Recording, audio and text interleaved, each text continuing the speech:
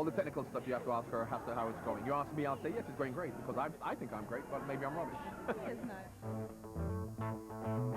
Former professional snooker player Willie Thorne has been involved in the game for over 30 years, but now you're more likely to find him away from the limelight in the commentary box. I'm probably the biggest layman you've ever had on this show as far as dancing is concerned, and I've seen some bad ones. Dancing is something I haven't done before, but concentration is something I was relatively good at. But the thing I'm really worried about is getting the steps wrong. I mean, I must admit I've been kind of waking up at night thinking if I'm going to be the first one to fall over. Erin Bogue reached the final with athlete Colin Jackson, so she knows what it takes. Oh dear Lord, I'll get it, no, I know you'll get it. Yeah. You've got no choice. Yeah. Nicknamed Miss Whiplash, Erin's not afraid to be the boss. You're not turn.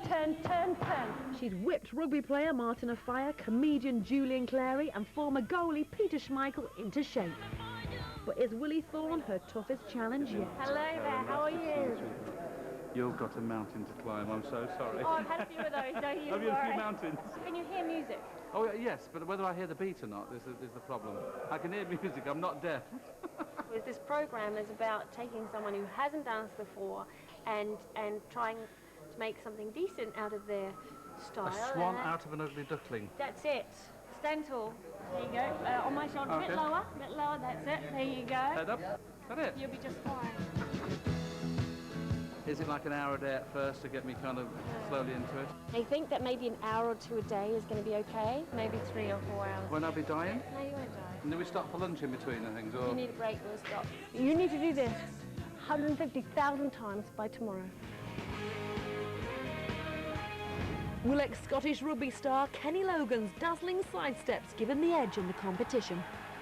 I'm not worried about the occasion, I don't think, because I've been in big occasions, but this is totally different. You're not in your comfort zone anymore, so the nerves are slightly different. And my first dancing experience was when we got married. I was so focused, like a robot, and Gabby kept going, it's a different song, they're playing the wrong music. And I went, forget it, just keep dancing. All the rugby guys were running to the dance floor, pushing their mums and dads away, just to see me make a fool of myself. Kenny's dance partner Ola joined Strictly last year, but made a shock exit with DJ Spoonie in week 3. It's Spoonie and Ola.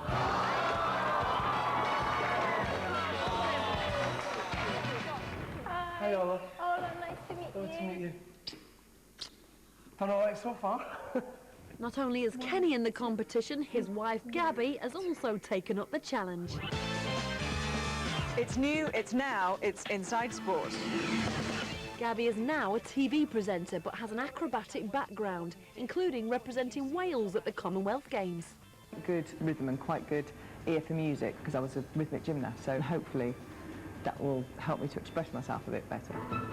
Just train 4 or 5 hours at a time. That part of it won't be too scary, although, you know, in 3 weeks' time when I'm absolutely shattered and I don't want to do anymore, I might realise that I've changed. Gabby's partner is fiery James Jordan, who made his debut on Strictly last year. But the fireworks with partner Georgina Buzova fizzled out by week 4. They're the first couple to compete. And to make things even more interesting, their pro dance partners are also married.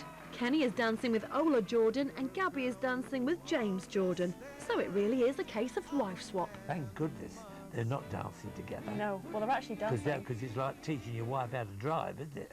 Well, I don't know, or Bruce. teaching your wife how to play golf. I don't know, is or it, Bruce? teaching your wife how to do anything. Oh, is it really? Or the wife or trying to teaching teach your husband how to boil an egg, That's boil right. a kettle, make a bed, pick the you're wet towels off the absolutely floor. right. You see what I mean? Yeah.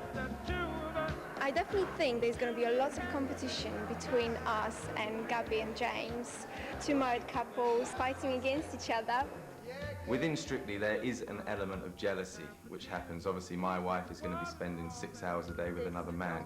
James may have Gabby, but he'll be trying to keep his eye on Ola as well. I think there's going to be fireworks. I'm right enjoying myself there. Competition with James and Gabby started already a bit at home. We tried to do a bit of dancing together and she went, I've not done that. And then she would do this, well, I've not done that. And then she would just leave it then. So it's quite funny because she started telling me what to do and I didn't realise she's a professional dancer already.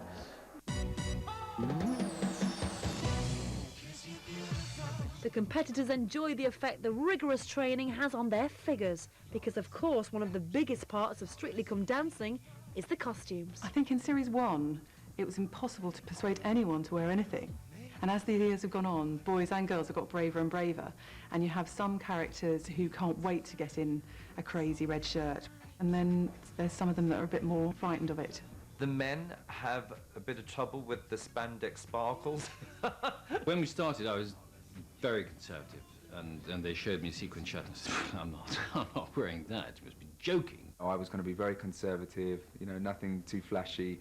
On the other hand, my daughter wanted me to get the Illuminous pink shirt on straight away, but that wasn't going to happen. It's not the most male thing to do, is to get into some of those outfits. Well, you say that. It's not the most male thing. Matt Dawson, last series, a pink shirt. Matt Dawson. It was one of mine, and I lent it to him. I think, for instance, Darren, I think he was very against, you know, wearing anything like that, wasn't he? Yeah. But then he embraced it. To go out in that first week with a cut-off shirt out and with things in the eyes and my tattoos, I thought, what? When I look back now, I think, Dad, fashion icon, you're not. I think as people become more confident, they are prepared to reveal more. You get used to the heels, the Cuban heels, which is a bit of a challenge to start with. You accept the makeup, the costumes, everything that comes with it, because after all, you're going out there to try and put on a show. By the time we got to the end, I was, oh, yeah, I'll have a sequin or two, and I was asking them to sew things onto my tails. Julian Clary. Oh, Julian had some great costumes, didn't he? Yes. We couldn't hold him back. He was off and running from day one. I particularly like the one with when he had the maracas. Yeah, oh yes, yeah. The glitz and glamour of it was the attraction for me initially. I thought that's the sort of world I'm familiar with. We did wonder if he would wear a dress, but I managed to persuade him out of that. Did he have a kind of a naval... Officer and a gentleman. Officer and a gentleman, yeah. But there again, Julian brought his personality into the show. I remember my outfit for the jive, which was a pink sequined jacket. It was lovely. It didn't help me remember the steps, but I liked the jacket so much I bought it. The costumes are incredible. At the beginning, I just felt terrifying. And then my waltz dress was red, and I was like, oh, gosh, this just feels so strange. And then sort of 2-3 weeks in, you're like, right, I want you to cut it shorter, and I want some beads in my hair, and it's amazing how you get into it. My absolute favourite costume was my tango dress. It was my favourite dance, it was my favourite week, and my favourite frock. And I think it really helped to go there in a dress going, oh, this is amazing.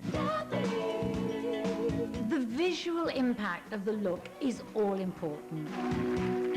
I always remember Vincent and Louisa looking fabulous, and Louisa's costume seeming to get smaller and smaller. Poor Louisa, she got less and less. I mean, it was practically a dishcloth by the end of it.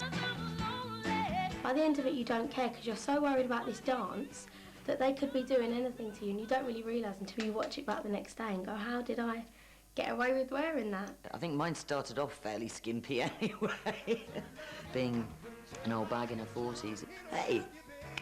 When a couple look great together, it makes such a difference. Brendan and Natasha, when she wore her white dress, I did an intake of breath when I saw her. There was one costume that I absolutely hated. Do you remember in the final, Colin Erin, they came out with the dolls? I think it was possibly one of the worst events that I've ever had the pleasure of witnessing. As soon as I heard about the idea, I said, this cannot work. It was bizarre, wasn't it? And when they came on and started, the audience froze. It possibly lost them the final. It did lose them the final, yeah. I think. There have been some serious costume problems. DJ Spoonie being the most explicit one because he doesn't wear underwear. Lilia in the straps. The famous one being Karen and Mark getting tangled up in the mic all around the costumes, and a great drama because we're on live television and they stopped the routine and nobody ever stops. Luckily, Bruce Forsyth, what a legend he is, jumped in and saved the day. Please, can we have another go? Yeah, the microphone. I love those kind of things that happen, because that's my bread and butter. The more things that go wrong, the more I have fun. Who are you? He's very great at improvising, and I think something really sort of good came out where he started dancing with the sound girl, saying, "Who's she? Who's she? Who's she?" Hilarious. I loved it. It happened to Jill Harpenny. I mean, sometimes the dresses get caught in the girls' heels, and you can't get them out for love nor money because your legs and feet are moving so fast that it's impossible to sort of go, you know, and unhook everything. If things go wrong like that, they just happen. Just goes to prove it's absolutely live, doesn't it? They've been wonderful people up to yet. And this new group... What a great group. Yes. So many personalities, big personalities. Yeah, there are a few mavericks out there. You have to keep them under control, Bruce. So let's find out who's daring to wear the most outrageous outfits and who's shying away. I did hint that the sparkly stuff really I wasn't too comfortable in it, but I think they're going to get me there eventually. Back in my day as a footballer, tight shorts were the in thing, and I didn't look bad in tight shorts. In tight trousers now, I would look very bad.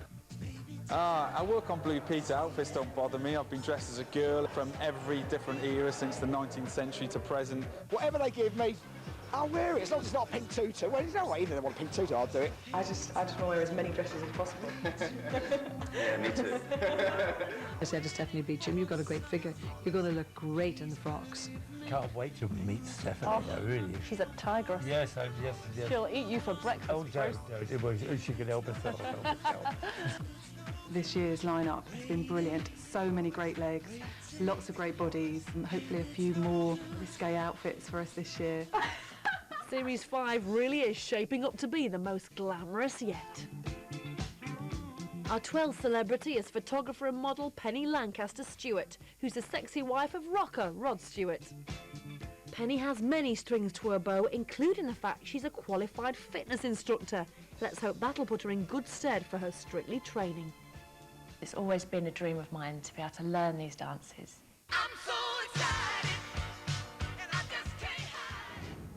Ian Waite is Strictly's tall, leggy, blonde bombshell who's been improving the dance skills of the nation's celebrities since Series 2. He got a silver with Denise Lewis, bronze with Zoe Ball and bowed out early with Misha Paris. So twice he's been in touching distance of the glitter ball, but has never quite lifted that trophy. This series he's gunning for gold. Hello, Penny. How are you? Lovely to meet you. Oh, nice and tall. Yeah, absolutely. One of my criteria is she going to be tall enough? And I think you are.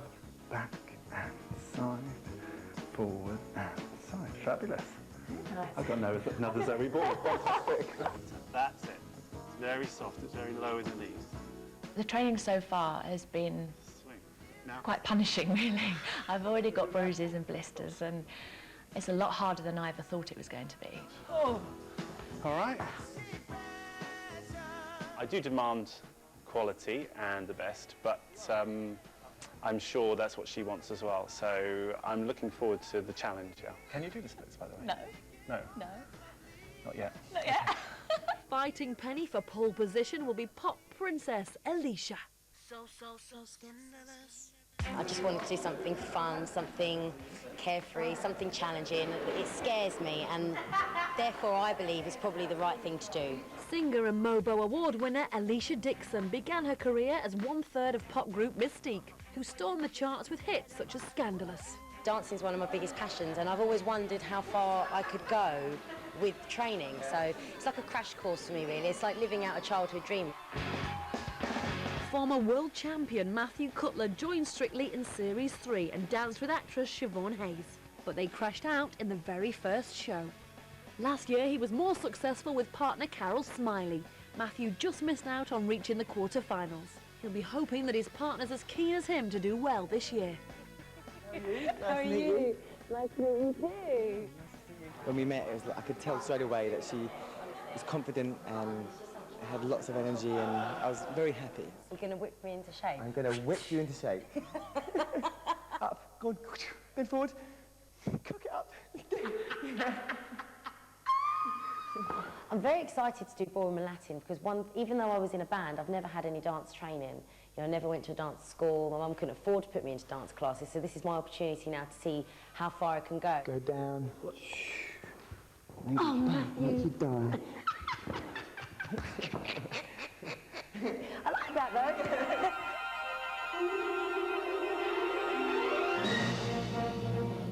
Creatures so absorbed with care of their own pretty looks As if a man had anything to do with beauty. I suppose I do prefer to be surrounded by people who are endeavouring to make show business. Last year, passionate Italian Vincent Simoni joined Strictly and was partnered with our youngest ever competitor, EastEnder Louisa Lytton. They wowed the audience and reached the quarter-final.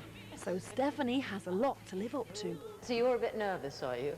Well, as usual, you know. It's only my second time. Well, no, but you know why we're nervous. I don't know why we're nervous. Basically, I can teach anything that moves. Well, we'll see about that. Okay. He's a honey pie, I'm an old bag, and if he just knows that I can be cajoled off my feet and away from my tea every quarter of an hour, then we'll get on fine. 1, 2, 3. Must pause after the first 3, Vincent. Yeah, we will. Well, he's 29 years old. I can double that and have a drink. You know what I mean? It's not good for poor Vincent. I spoke to Gloria Honeyford, and she said, it is so frightening, and it's so much fun. And I lost 15 pounds in 5 weeks. I thought, I'm signed up. Toe, heel. Chassis. Don't say chassis to me as if I meant to know what it means. You have to talk in terms of hopping and skipping and jumping. I can understand that. But don't start doing sort of silly terms like rondy cronkets and you know, chassis plonkets. I mean, just hops and skips will do me fine. 1, 2, 3, elephant, and 1, 2, 3, 4, 5. Do you think I'll do well? 7 days to go, Brucey. I reckon they'll be feeling the nerves round about now because it's all becoming a reality. They're rehearsing right now as we speak.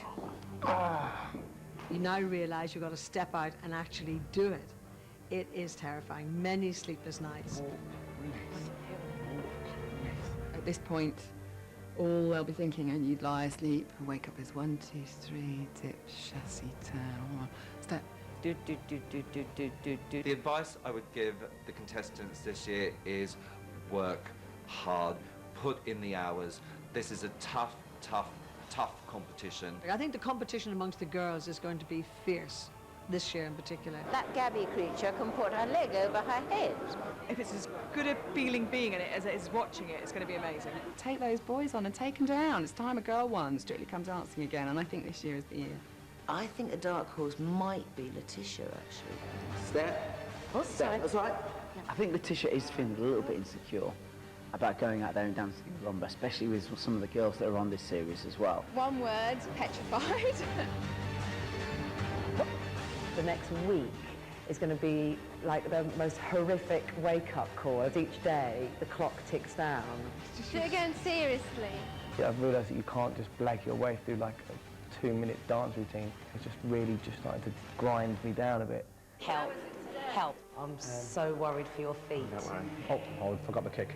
Come on, man. Good luck. You're going to need it, especially when the judges are involved. It's just gone to pot.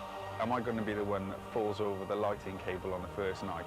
Am I going to be the one that gets the moves wrong and everyone starts laughing at him? Wrong leg, wrong leg, wrong leg.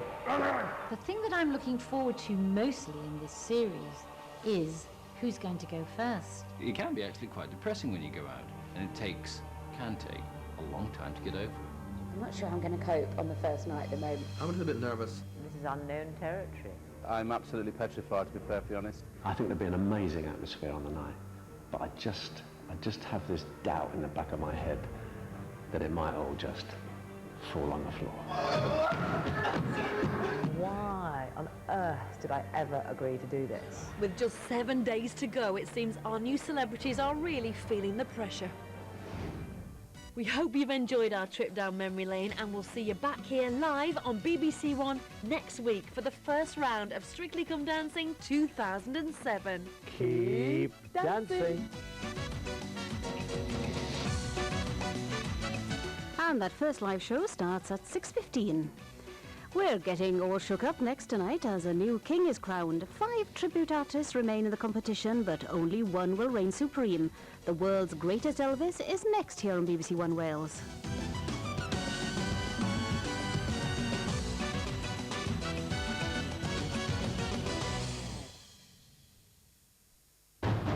Let The battle for England begins. Showtime! Oh, yes. We are Robin Hood! Robin Hood. See you on the dark side.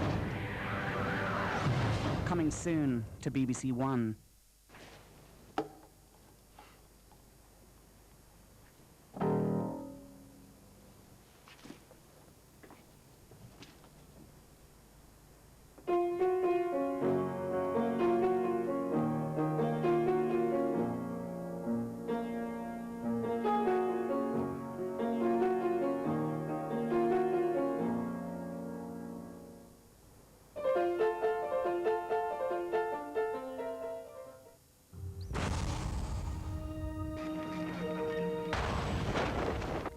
Dale Winton has a big money jackpot up for grabs in 45 minutes, but you've got to be in it to win it.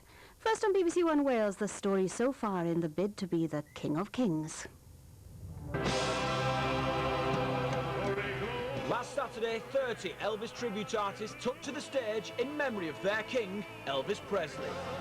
It was a monumental battle for the 5 places in tonight's grand final. But only one will win the ultimate title, the world's greatest Elvis.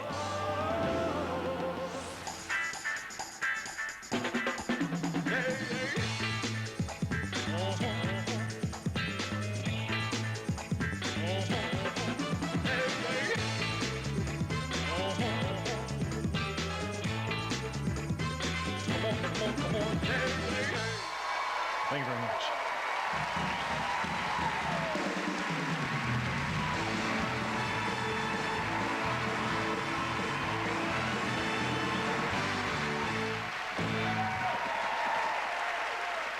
Welcome to the world's greatest Elvis! Last Saturday, a battle of global proportions broke out in the studio between the top 30 Elvis tribute acts from around the world. We're now left with just 5, and standard, as well as the stakes, is high. Got my tight pants on.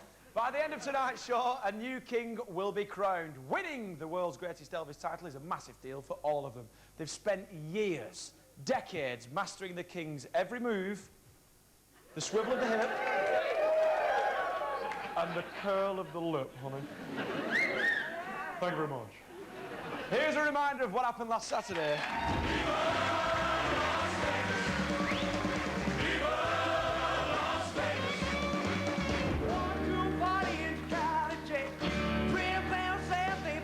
I gotta go cave on. He really made me feel I was watching Elvis. Wow, that's a compliment. I got those 1, 2, 3, 4 occupation G. Gino, that was really hot. You ooze sex, apparently. G, I head to the hills of my G, I shoot. Well, the world turned. And the hungry little boy with the runny nose. Kia, you kind of spooked me. You were so close. You were always on my mind. The Memphis King, I love the sound of his voice. Really got close to Elvis. I've traveled each and every byway, knowing more. Sean, that was so him. I loved it. It gives me goosebumps and it gives me flashbacks from those days. They're all absolutely amazing, I think you'll agree, but soon another 3 Elvi must leave the building. I'm sick of doing that now. I really am. They all want to stay, but who will be the ultimate king of kings? Will it be, from Ohio, USA, K-Ball?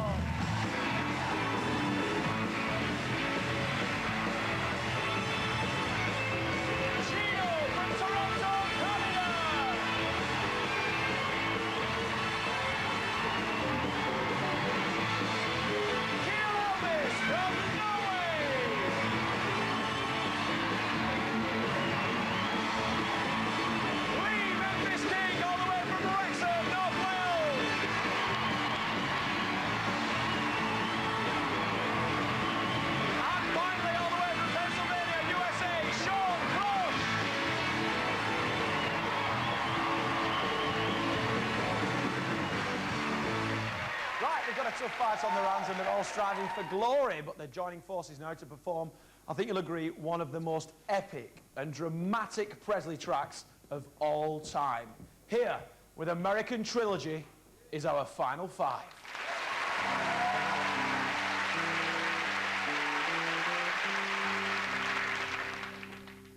Oh, I wish I was in a land of cotton.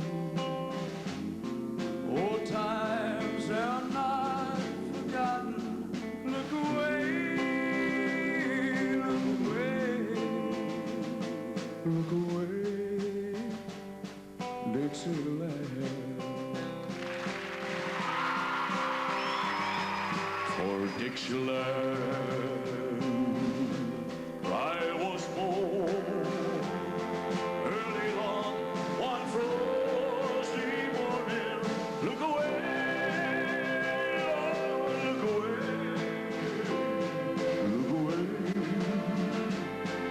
Dixieland.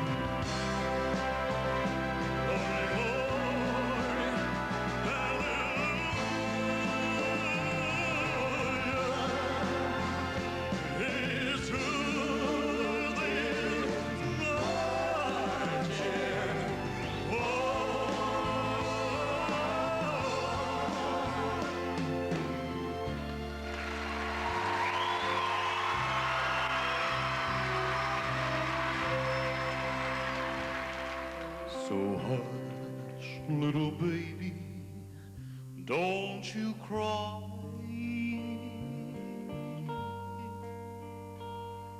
You know your daddy, he's bound to die.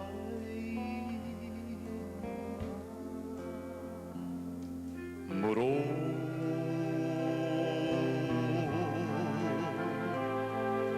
my trials, Lord, will soon be over.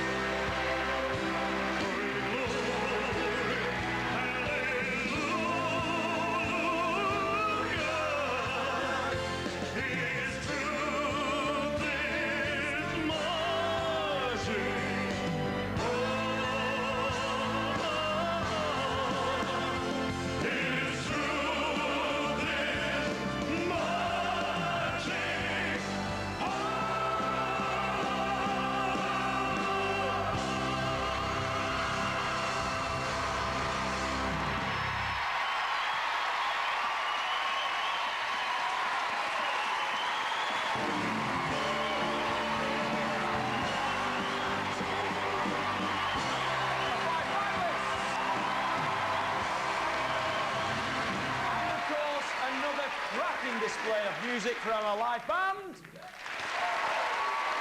There's plenty more performances still to come, and looking out for the perfect replica of the man, his moves and his music are our expert judges. Let's welcome back choreographer Craig Revel Howard, rock legend Susie Quattro, and Elvis's best friend and the leader of the Memphis Mafia, Joe Esposito. In a moment, our final five are going to be performing solo numbers from their specialist era. Remember, there were Rock and Roll, GI, 68 Comeback, Jumpsuit, and Aloha. So let's meet our first contender. From the Rock and Roll era, Kayvon.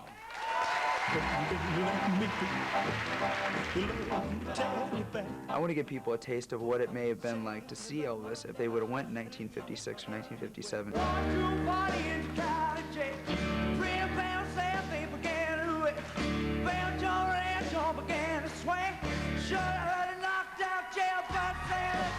I gotta go with Kayvon. He really made me feel I was watching Elvis. Wow, that's a compliment. Coming from a man who knew Elvis and was his best friend and saw all those live performances Elvis did, and that's quite a compliment. Kayvon, congratulations! Well done, sir. It's definitely going to be even tougher now. Pressure can be good, and to where it pushes you to be your very best. I'm ready to do everything I can to take on the title World's Greatest Elvis. So that's our first contender. Now our judges are going to be selecting the strongest two Elvi to stay in the competition. The others are going to be knocked out and return to sender. I tried. Come on. Right, then it's up to our studio audience who are going to decide who's going to win. Let's bring on our first Elvis. From Ohio, USA, it's Kayvon!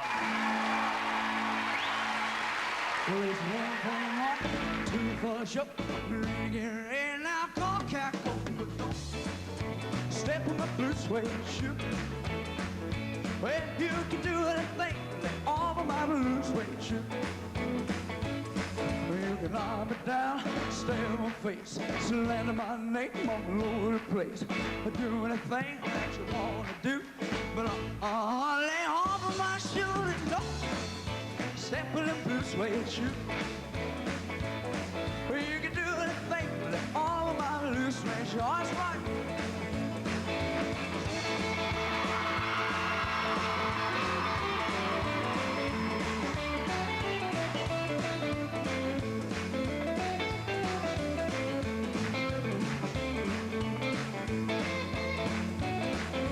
Knock me down, steal my car, break my leg from an old blue job. Do anything that you want to do. Lay off my shoe and talk to you. Step in the blue suede shoe. You can do anything with all of my blue suede shoe.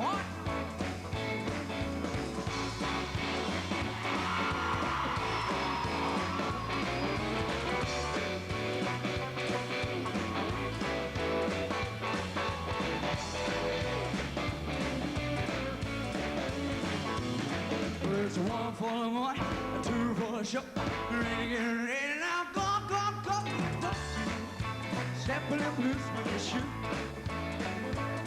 Well, you can do the thing, all of my blue suede shoe. It's blue, blue, blue suede shoe. Blue, blue, blue suede shoe. Blue, blue, blue suede shoe, baby. Blue, blue, blue suede. Hey, you can do anything, lay off my blue suede shoe.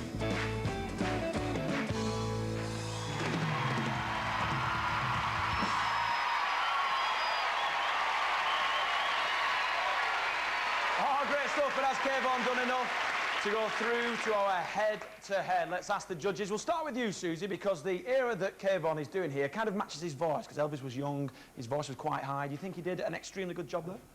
Well, Kayvon, you did something that really, really pleased me. There was a rhythm in Elvis's voice at this period. He rode on every single backbeat, and you got that into your voice. And you got the shrillness on the high notes, and you hit the high notes. You sold me. Thank you. Well done, Kayvon. Craig, as our in-house choreographer, he performed like nobody else there. Apart from the king. Yeah, Vernon, I think you're absolutely right. You had that special quality through that, which I think is fantastic. There's a lot going on. There's pelvis action, hip action, there's knee action, toe stuff. There's a lot to think about, and you really made an achievement there. Fantastic work. Wonderful. Now, Joe, this must bring back some great memories. Obviously, you didn't know Elvis when in this period of his life, but he must have performed songs for you behind closed doors. Did that ever happen? Oh, he did that many times, but this reminds me of my days before I met him. You know, Elvis changed everybody's lives in those days, remember? You know, everybody used to wear crew cuts, T-shirts, jeans rolled up. And when Elvis came along with the sideburns and all the wild clothes, then we all started doing that too, and he changed all our lives. And he did such a great job. I have to agree with you guys tremendously. You know the dancing, you know the voice, but overall, he did a super, super job. Well done, Kayvon. So that's what our judges thought of our first Elvis, but now let's meet our second. It's Gino Monopoly.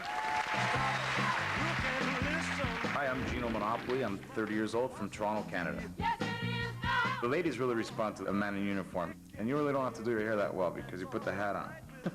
I got those 1, 2, 3, 4 occupation GI Blue. GI Blue. From my GI head to the heels of my GI shoe. The sex bit goes to Gino. That was really hot. Gino, congratulations! When they called my name, was beyond belief. It was, whoa, my goodness. You ooze sex, apparently. Oozing sex. I might have to get that checked. If I won this competition, it would be mind-blowing. Yeah, definitely a milestone in my career. I'm trying not to get too nervous, be calm, and then just do what I do best. So, and we'll see where the chips fall.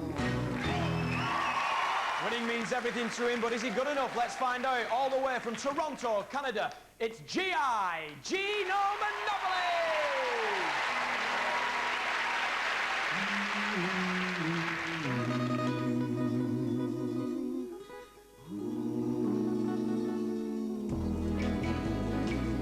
It's now or never. Come hold me tight. Kiss me, my darling. Be mine tonight. Tomorrow will be too late. It's now or never. My love won't wait. When I first saw you, with your smile so tender, my heart was captured, my soul surrendered.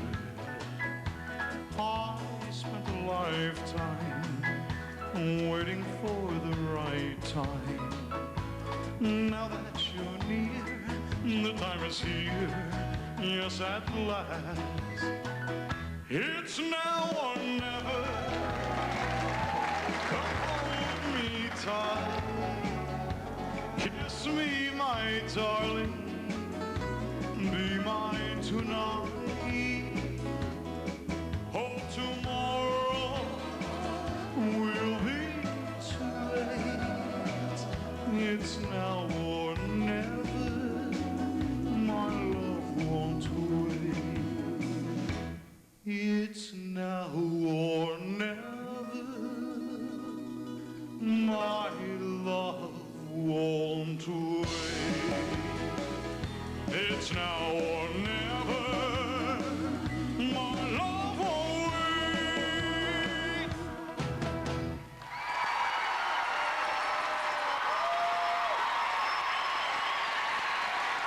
What a sharp performance, as sharp as the pleat in his trousers. Well done, Gino, absolutely cracking. We'll start with you, Joe, because you convinced Elvis to record this song, didn't you? Elvis loved opera.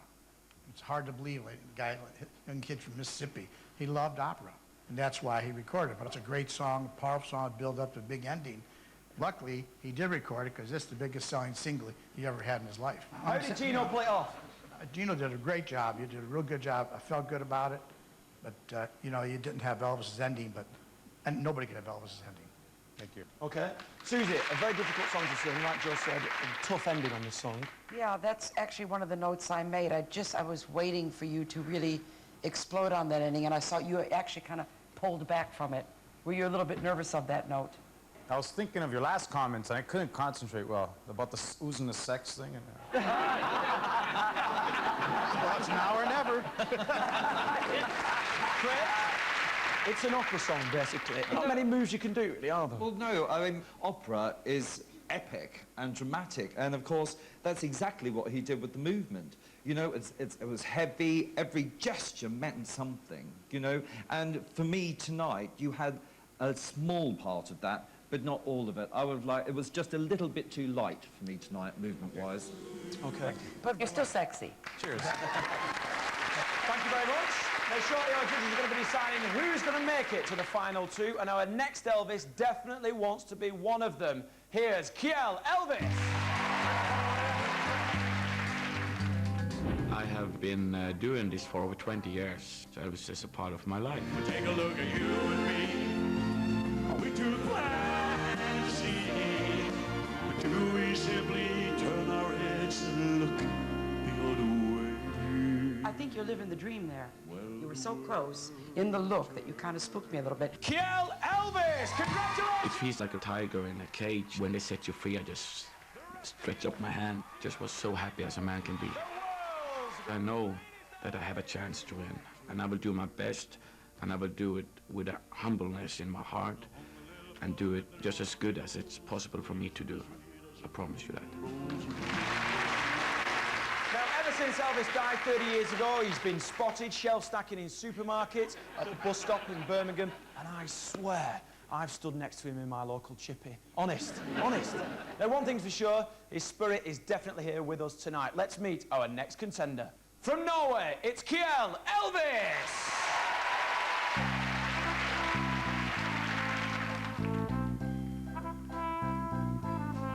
There must be lights burning brighter somewhere.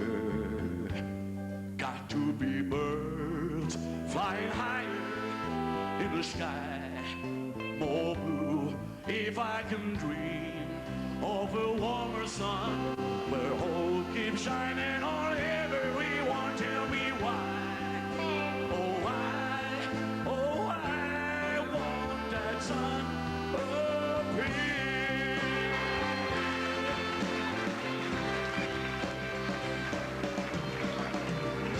We lost in the clouds, with too much to rain.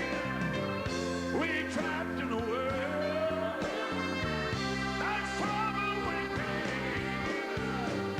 Well, as long as a man has the strength to dream, he can redeem his soul and fly.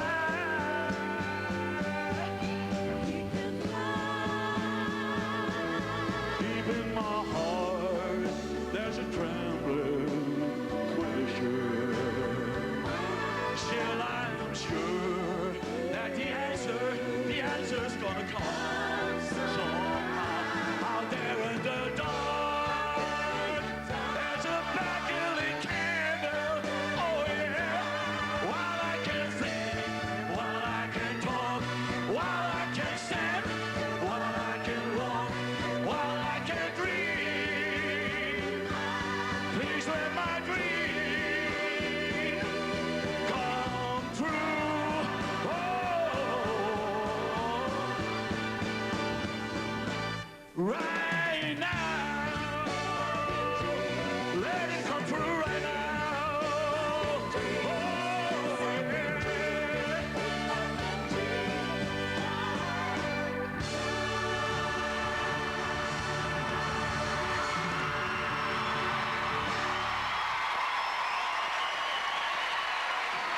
Wow, one of the most iconic performances that Elvis ever did. That was pretty good.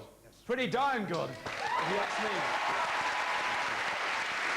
How do you feel about it, Joe, after being there at the actual performance? Well, that's the problem, see. I was there for the original, and it makes a big difference. You know, nobody ever will copy the original, but I think he did a good job, the best he could do with it, definitely. Susie, tough song to sing.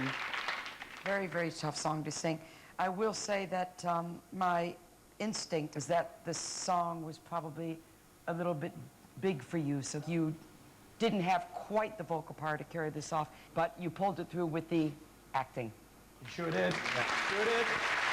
Elvis did it to an empty room, but this guy did it to a full room, and I thought it rocked. Craig, lots of movement in that performance. Absolutely, and Elvis was full, of course, of iconic, bold statements, and actually, that really worked for me with the physicality, I have to say, but I do have to agree with Susie. What about Kiel's vocal? Yeah, it just let you down a little bit, but the movement was brilliant, absolutely brilliant. OK, that's what the judges thought. Remember, soon only 2 Elvi will be left standing. The others will be knocked out of the competition. And our next hopeful definitely doesn't want to be left crying in the chapel. It's the only Brit left in the competition. It's Lee, Memphis King. Life said it's gonna set my soul on fire. I'm a perfectionist in what I do. I love what I do, and yes, I believe I can win, yeah. Little things I should have said and done, I just never took the time. the sound of his voice. It really made me feel hearing Elvis. It really got close to it. It certainly is one of the performances of my life. I just put 1,000% into it. And to hear that audience reaction and obviously to get that positive vote. Lee, Memphis King! Thanks, man. So far, you're the only breakthrough. Yeah. I'm here to win it. I'm loving the experience. It's just wonderful.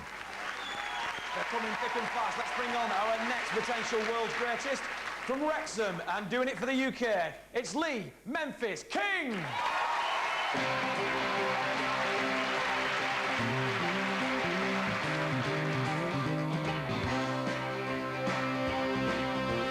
Baby, getting closer. The lights are going down. Sound of your breathing made the mood I'm in. All of my resistance lying on the floor, taking me to places I've never been before. Ooh, well, I can feel it, feel it, feel it, feel it, feel it, feel it. Way down as the music plays. Way down like an idle wave. Way down where the fireplace. Way down,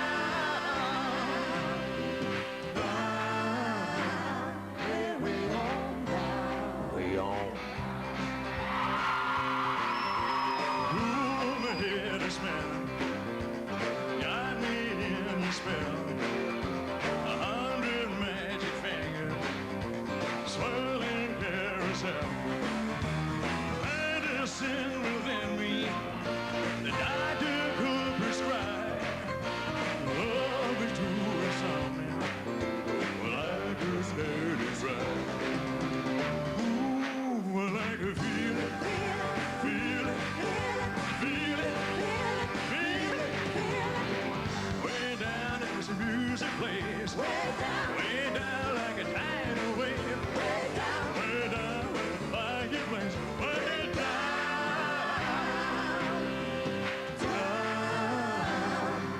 way on down, way on down.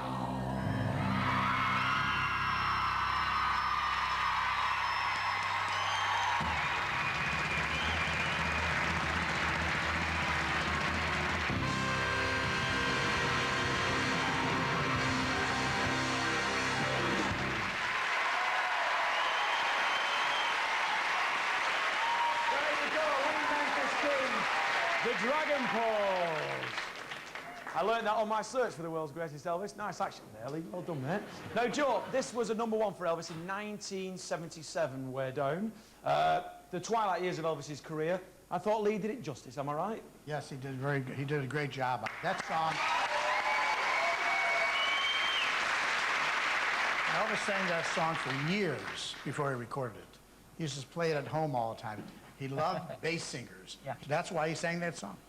Now, Susie, once again, another vocal range for Elvis Presley. Very, very down low. This was in the latter years of his life, so he had a much lower range that he was singing. Again, the vocal quality is excellent.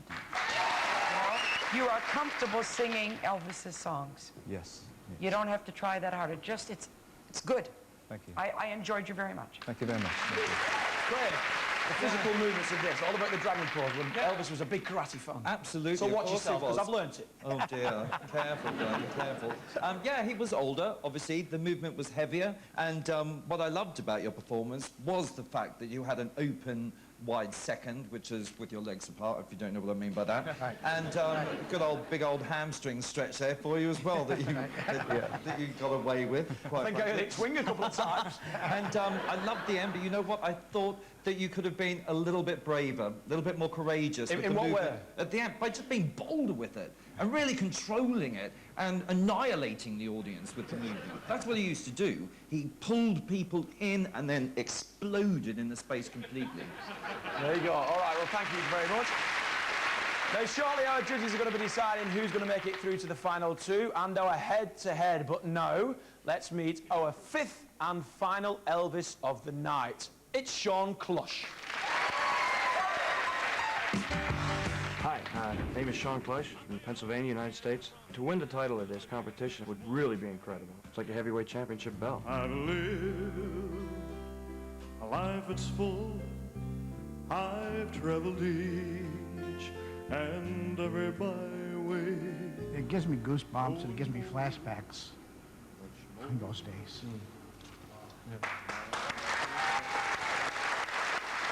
You can't get any better than that. You can't. Sean Clush! I think I'm enjoying most of this competition, the camaraderie between the other 29 guys. I do want the title now more than ever. I absolutely do. When you get a little taste of that zip, you know, you want the zap with it. So, will he be able enough to impress our judges? We'll be getting their expert opinion in just a moment, but for now, from Pennsylvania, US of A, say aloha to Sean Clush!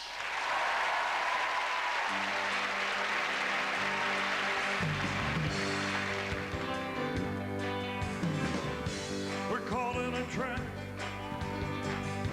I can't walk out because I love you too much, baby.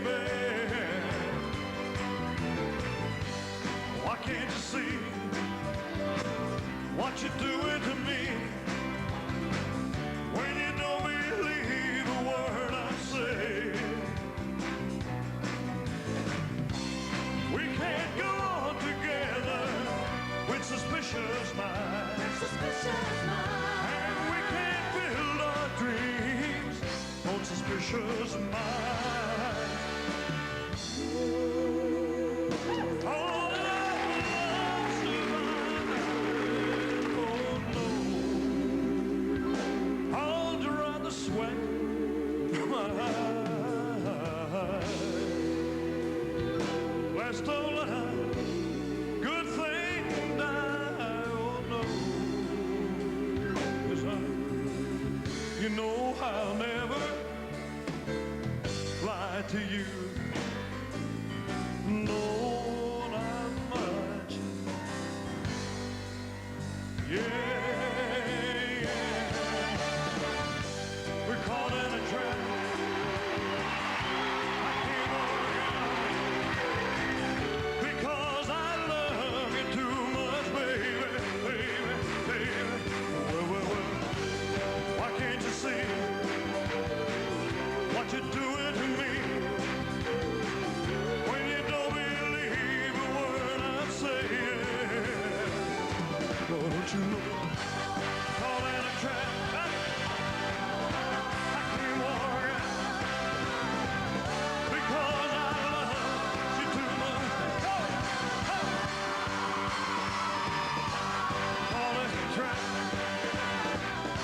I can't walk out. Come on, baby, come on. Because I love you too much.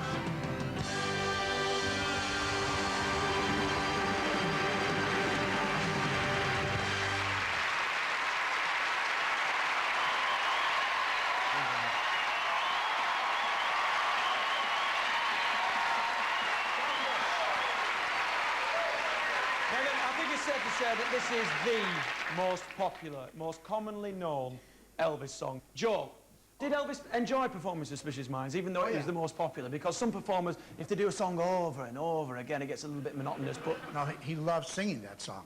You know, it really was a song they really loved to sing. He liked making all those strange moves, you know, and he kept his legs in shape that way, too. Did you ever tell him face to face, Joe, that they were strange moves?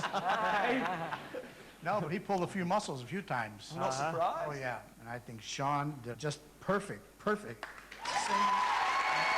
and all his moves. And even looking back at the band, looking like at the voices he used to do all the time and all those little moves, he got it right down to the T. Like you said there, Joe, Elvis was an effortless performer. Yes. And I think it was you, Susie, that said that that's what Sean brings to the show. You nailed it. you just nailed it. Every little thing that every part of your body did, without effort, you exuded Elvis. I mean, you really nailed it. Thank you. Great performance. Amazing. The detail in your work is extraordinary. The sickled foot, the pulling the belt up, you know, the shaking leg, the kicks. I mean, it was just really It's because I'm nervous and the bus falls down a lot. Yeah, but it's great. Great stuff. exquisite. Thank you. All right, well, thank you, judges. Thank you very much.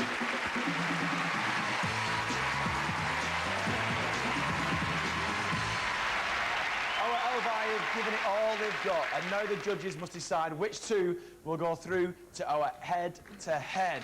Good luck. And it's exclusively up to our studio audience. They're going to decide who's going to become the world's greatest Elvis. Now, judges, you've got to make your decision. It's a darn tough one. Go through every fine, intricate detail of our remaining 5 contestants. Good luck. Who's in the head-to-head?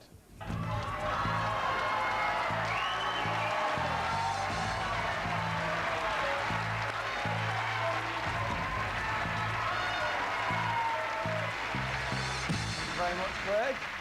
It's time to find out who's going to go head-to-head and who's heading home. The first ETA, Elvis tribute artist, through to the head-to-head is Gino. Congratulations! Congratulations, Gino. You could still be the world's greatest Elvis. And now, the second and final guy going through to the head-to-head with Gino is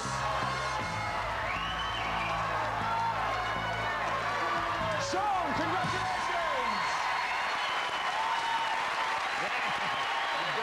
Which means the rest of you are out of the competition, and I'm sorry to say this, but please leave the building.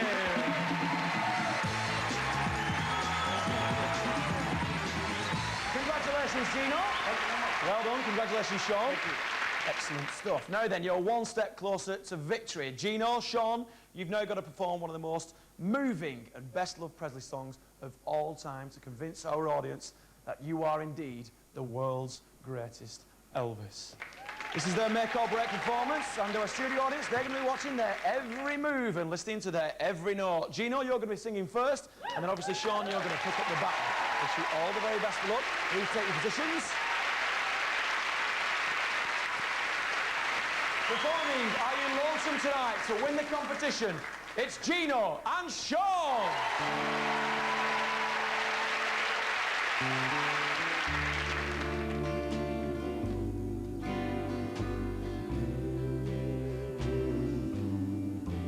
Are you lonesome tonight?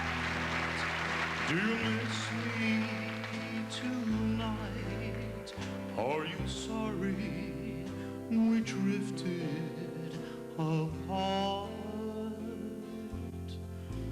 Does your memory stray to a bright summer day when I kissed you and called you sweetheart?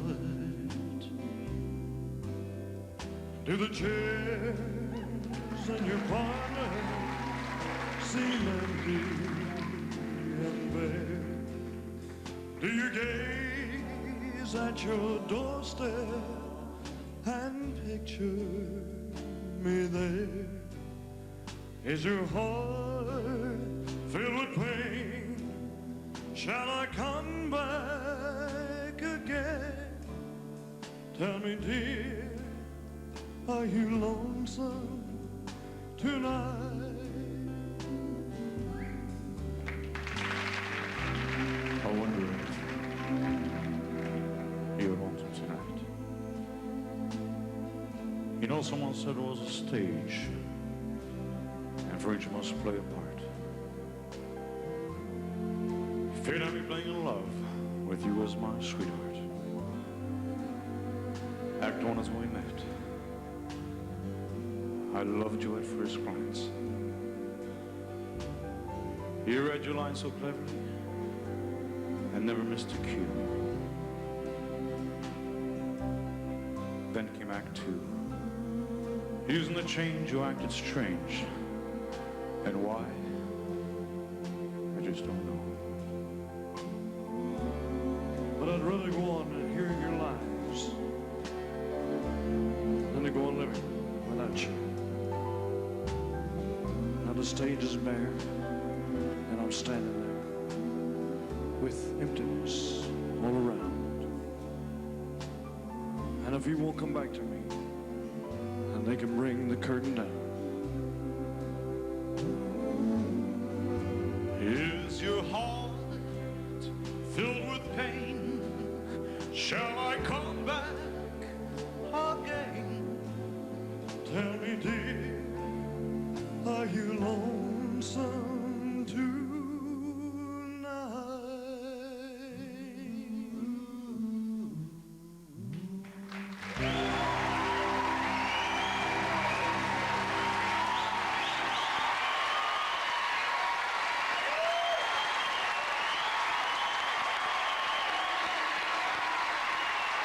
Well done, gentlemen. Well done, Gino. Well done, Sean. I tell you what, a great way to finish the show with that cracking song, Are You Lonesome Tonight? Well done. Gino and Sean, they'll give it their best shot, and it's now down to our studio audience to decide who is the ultimate king of kings. At the press of a button, their fate will be sealed as the Elvis with the most votes wins the competition and will become the world's greatest Elvis. Fans, you've got to now decide, Gino and Sean, who is it? Who is the world's greatest Elvis? Press your buttons.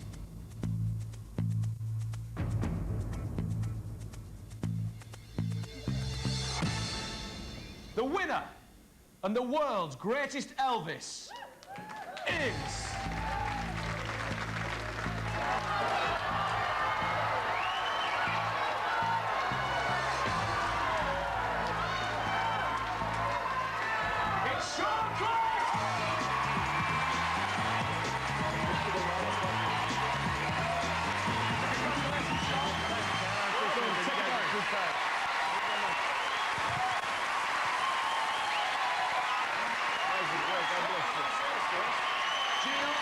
You've been absolutely fantastic, but it wasn't to be. Everyone give him a big round of applause. Gino!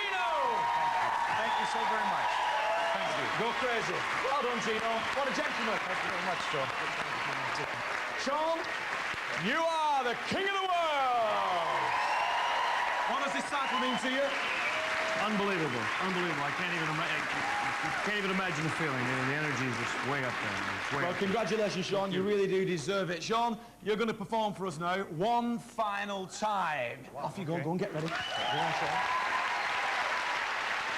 From thousands of hopefuls across the globe, we've searched high and low. We've finally found our king. A big thanks to our judges. Big thanks to our band. And most importantly of all, a massive big thank you to all the Elvi tribute artists. You've been absolutely superb, and thank you to all the friends that I've made on this journey. You've been absolutely brilliant. Playing us out and performing The Wonder of You, please welcome the world's greatest Elvis, Mr. Sean Clush.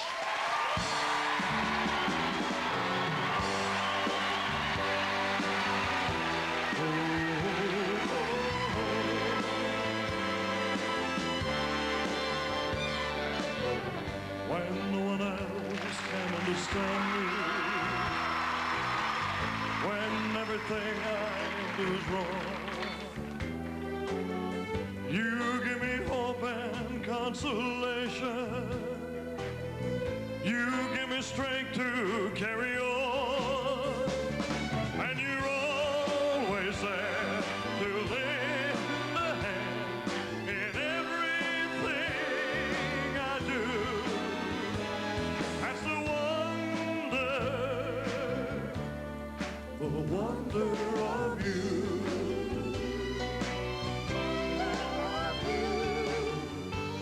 And when you smile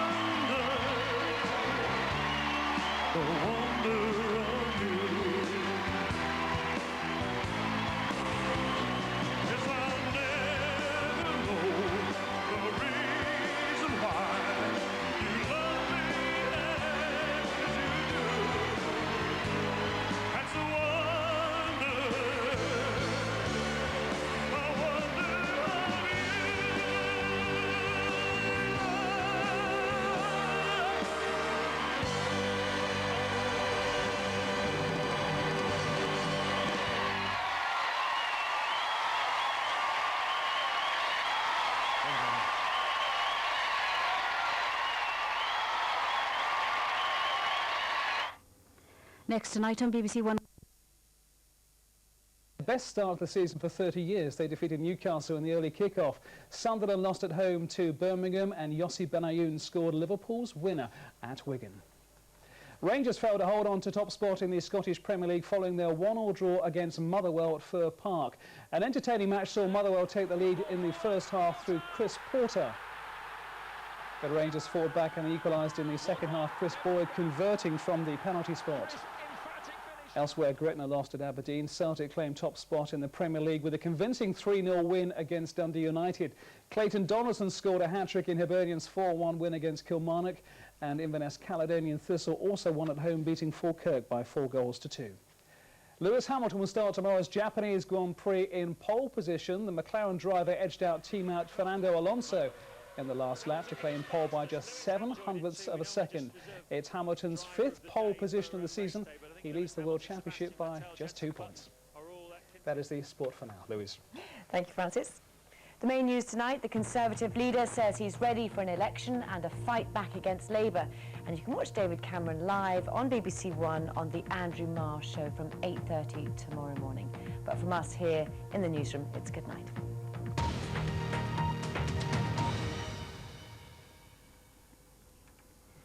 In this week's Panorama, a former member of a radical Muslim group explores extremism in Britain and asks what should be done to win the hearts of angry young Muslims. That's Monday at 8:30 on BBC One Wales. Good evening, Wales. September looks like closing on a reasonably quiet note, and tomorrow should be a bright and sunny affair for most of us, lighting up the autumn colours. There will be some exceptions to that dry rule. There are at the moment, actually, some showers across the West Country, and later on tonight we'll see some dampness arriving across Northern Ireland. Under that blanket of cloud across this part of the world, though, temperatures staying well up, whereas under the clear skies for Scotland and Northern England, distinctly chilly, 3, 4 or 5 degrees. 1 or 2 fog patches first thing in the morning, but they should soon disperse, and there'll be plenty of sunshine on offer for the bulk of the UK. Again, rather disappointing for Northern Ireland. Some of that rain just edging up into southwestern parts of Scotland through the afternoon too. But let's zoom into Northern England. Of course, we've got the Great North Run. If you are taking place, then we should be in bed by now.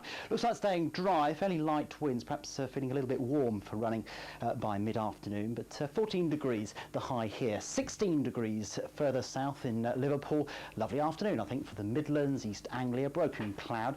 The London area might see a fair amount of cloud, but still quite reasonable at 17 degrees. 1 or 2 showers perhaps across some other southern counties, but they'll be fairly isolated. The main emphasis is on a dry afternoon. Across the far southwest of England, I think it'll start to cloud over and some rain knocking on the door of Cornwall by the end of the afternoon. Wales shaping up pretty well through the afternoon, and Northern Ireland, well, hopefully you'll see some drier spells, but always the threat of further showers here, and some of that rain, as I say, pushing up into southwestern parts of Scotland. For Monday, the best of the sunshine, Scotland and Northern Ireland, 1 or 2 showers further south. Good night. Premier League action next on BBC One Wales in Match of the Day. The big pool decider, sink or swim time for Wales. We all know the expectation of the nation. Win and it's the quarter-final. Lose and they're out. Share the joy, share the pain. Scrum 5 World Cup Special, Sunday at 10:20 on BBC One Wales. Lifestyle, music, fashion, sport. Jonesy, you're naked. Cover yourself up. No, it's all about the accessories next season, isn't it, girls? Really? It's called Be. Hands off the bag now, Chris. Monday night at 10 on BBC Two Wales and BBC Two W. Now on BBC One Wales, tonight's National Lottery update. The Thunderball numbers are 9, 16, 19, 27 and 32, and the Thunderball is 6. Early indications show that there is one winner of the top prize. To the dream number 1, 4, 0, 6, 3, 2, 7. Early indications show that there are over 67,000 winning tickets on this game tonight. In the main lotto draw, the winning numbers are 1, 9, 10, 11, 16 and 49, and the bonus number is 37. It looks like there are 2 lucky jackpot winning tickets, each of just over 2 million. And finally, the daily play numbers 1, 4, 8, 13, 19, 22 and 24. Early indications show that there are over 22,000 winning tickets on this game tonight. When you've only got one hair, you need to look after it. My hair was unmanageable. No matter what I did, it would end up looking dry and tangled. ELVIS One Hair's concentrated formula is designed to strengthen your hair. It's specially designed for people who only have one hair. Now my hair is soft and shiny, and no tangles. What's your secret? And that's between me and my hair. Look after your hair with new ELVIS One Hair. The Peter Serafinowicz Show. Thursdays are funny from 9 on BBC Two.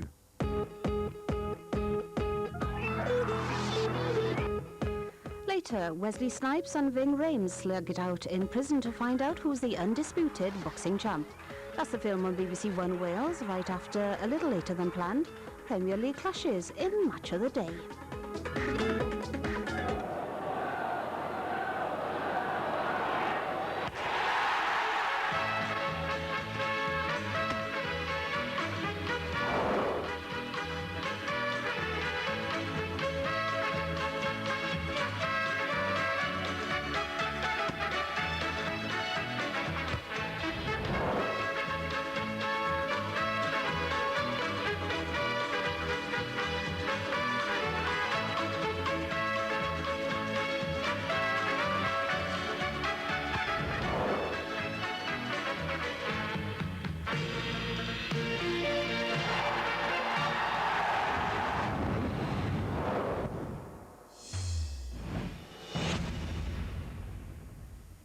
Hello there. On Match of the Day this week, we've got a lot of everything. We'll see the so-called Big Four in action, a game of historic proportions, loads of goals, penalties, great saves, and even, would you believe, the odd suspect decision.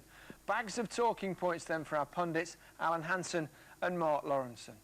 We start with one of the most extraordinary games the Premiership has ever witnessed. It occurred at Fratton Park, where Portsmouth met Reading. With microphone and abacus in hand was Ingwin Hughes. Well, Harry Redknapp was forced to make a late decision on Portsmouth top scorer Kanu after he sustained a knee injury during last week's 1-0 win at Blackburn. The veteran striker misses out and is replaced by Benjani. Dave Nugent, who scored the winner at Burnley in the Carling Cup in midweek, has to be content with a place on the bench. Well, Reading, who last enjoyed success at Fratton Park over 10 years ago, were knocked out of the Carling Cup in midweek by Liverpool. They're unchanged from the side that beat Wigan in the Premiership last weekend, as Steve Coppell's side looked to win for the first time on their league travels this season. From Poor pass by Cooper Diop. Benjani, though, has possession. The ball is through the flag space down. Benjani into the middle. Utaka has it. He's got support from Kroenke as well towards Benjani! 6 minutes gone. Portsmouth have the lead. Well, Reading lost possession in midfield. He wasn't offside when the ball was played through. Utaka looked up. He had support. There are 2-3 defenders there. It's an excellent cross. And it's a simple job for Benjani, just to volley the ball into the empty net.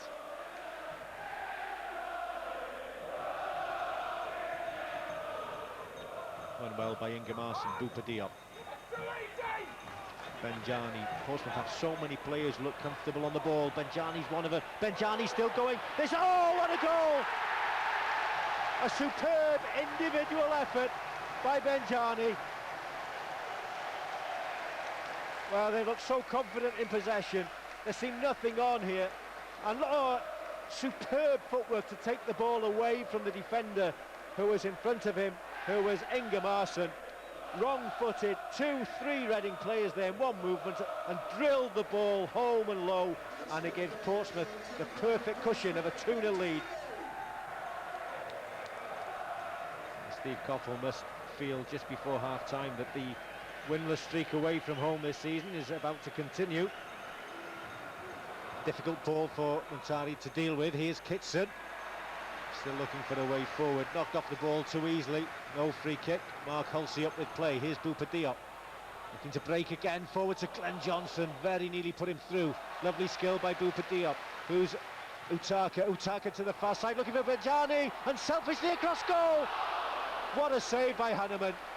Absolutely brilliant. Benjani's header cross goal, and Johnson's there, and Hanneman pulls off a miraculous save.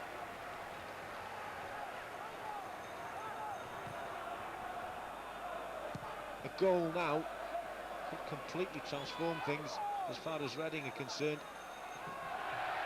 Give them some hope as they go into the dressing room at half-time.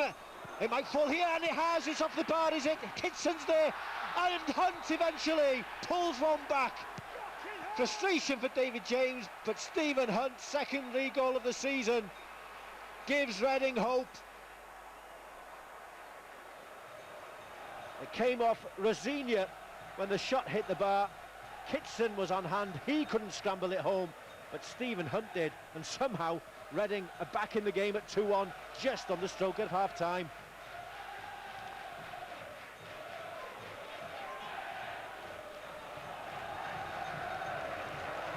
James this afternoon making his 600th career league appearance, headed away by Ingemarson. Here's Hunt.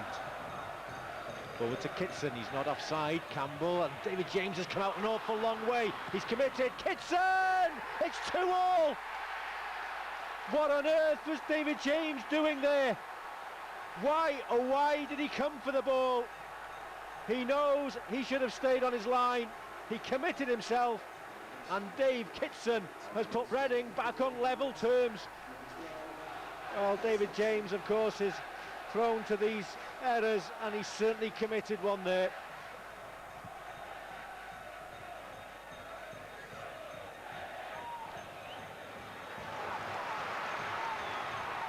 Glenn Johnson.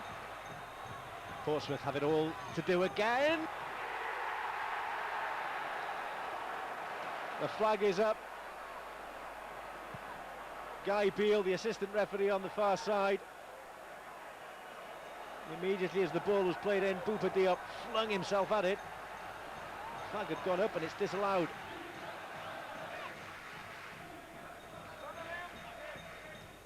Konkia, distant. Hariderson up ahead into the middle. An opening for Hariderson. It's towards Hariderson. Henneman, Hariderson! Portsmouth take the lead again. Hariderson took up an excellent position. He makes the run into the centre of that penalty area. Henneman comes, he's committed, and Hariderson's leap takes the ball over him. What they would give for a goal now. Trailing 3-2. The hard bit getting back to 2-2 after being handball, surely, penalty. Out of nothing really, Kitson just hooked the ball forward. You can see Bouba Diop, he's inside the penalty area. His left arm is outstretched right in front of Mark Hulsey. And there was nothing else the referee could do otherwise, other than give a penalty. It's James against Shorey. Can James make up for the error which led to the equaliser from Dave Kitson? A chance to make it 3-3, and he saved it, the goalkeeper. David James at fault, no doubt, for Dave Kitson's equaliser, which made it 2-2, but he's the saviour there for Portsmouth. The contrast in emotions, I'm sure. 1 minute you're up, 1 minute you're down, and it's that losing feeling at the moment again for Steve Coppell.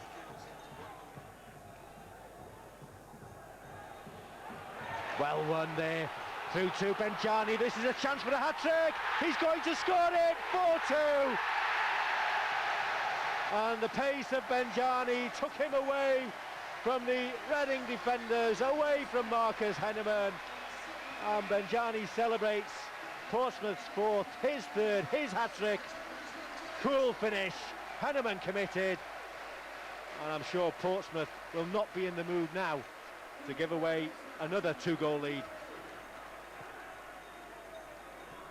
Muntari back playing as he was in the first half now, or first 40 minutes, when Portsmouth were in complete control. Bouba Diop chests it down for Sean Davis. Sean Davis tries to clip it into the middle, away by Gunnarsson. Sean Davis again. Benjani's waiting, so too is Krankia! 5-2. It's turning into a real hammering now for Reading. At sixes and sevens defensively, Gunnarsson, it was a poor clearance. And in between the goalkeeper and two defenders, and Krankia easily heads home. Gunnarsson's attempted clearance. Sean Davis and it was an easy header in the end for Krankia. Shorey. Here's Fay, his first touch. Doyle can't get there, Harper can! Oh, what a goal! Stunning left-footed volley, and they're not giving up. Reading 5-3 with 13 minutes to go. The cross is headed away, it drops for Harper, and I think it came off Shane Long, the substitute. Montari. Rosinia's clearance is poor. Davis. Crowd want him to shoot. Oh, it's deflected! 6-3! Incredible! He's being invited, urged by the crowd, and he lets fly, and off the head of Ingemarson. 6-3. Absolutely incredible.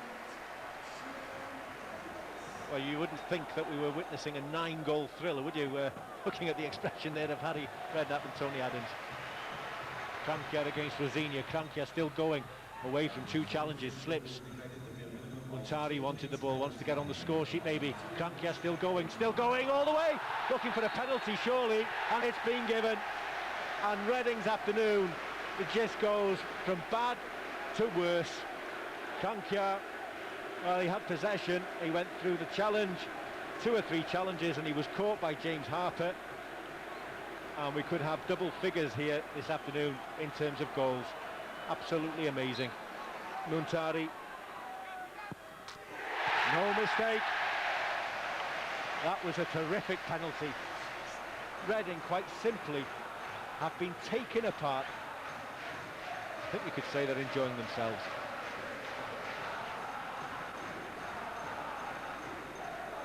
Kitson away from Montari. Long wants the ball, and he receives it now. Shane Long to take on Hariderson. It's not a bad cross. It's in again! Nicky Shorey. Shane Long to Nicky Shorey, and I think it might have come off a defender. Was it Sol Campbell?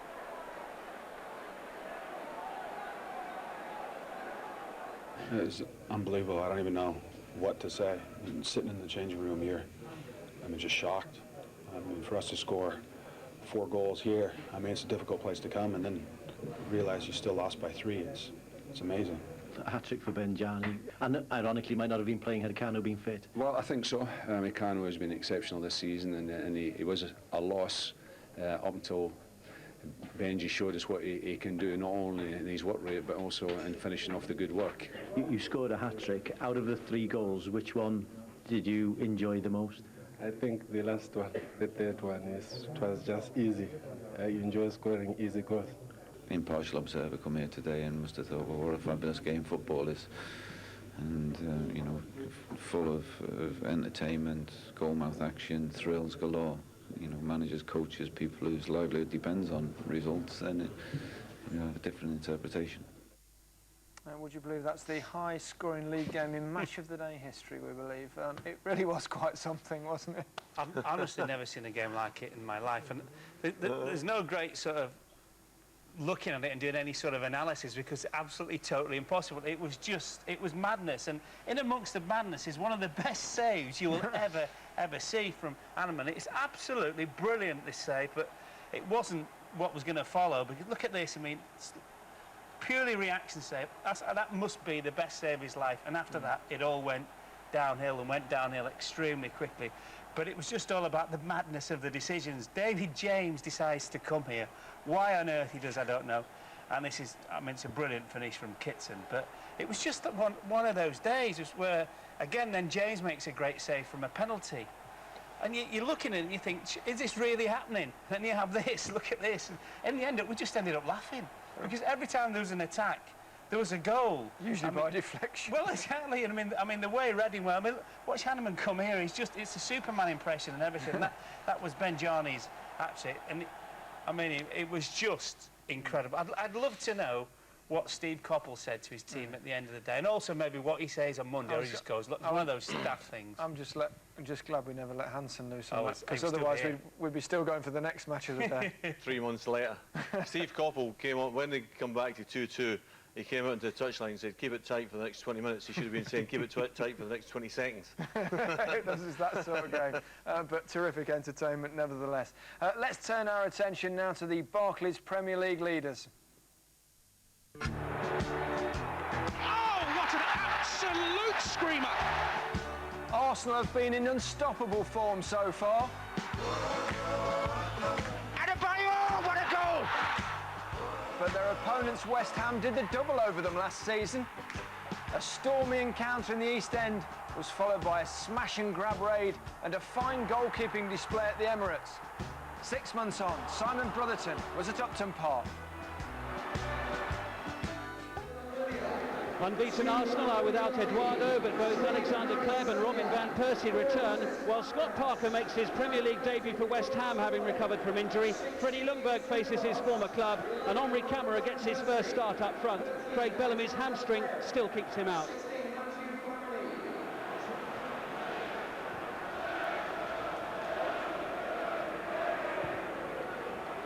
Oh, look at that for a pass from Van Persie. Abu Diaby now. Early pressure from Arsenal. And the shot from Adebayor. Well, there's an early warning sound for West Ham United in the first minute of the game here. Terrific pass from Van Persie. And look at the space there for Adebayor on the edge of the penalty area. Parker. Now McCartney.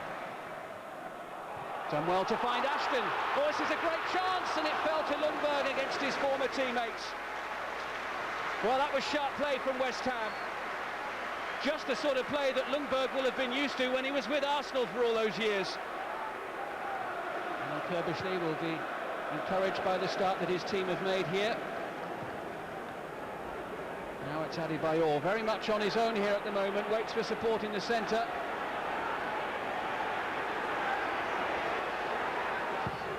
This is Klebb in towards Van Persie! Arsenal are ahead with 12 minutes played, and it's Robin Van Persie.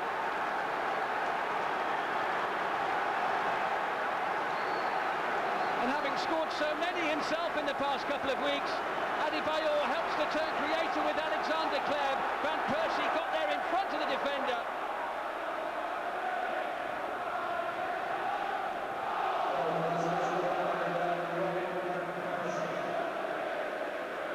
Strength in the air from the Dutchman, and Rob Green just couldn't keep it out.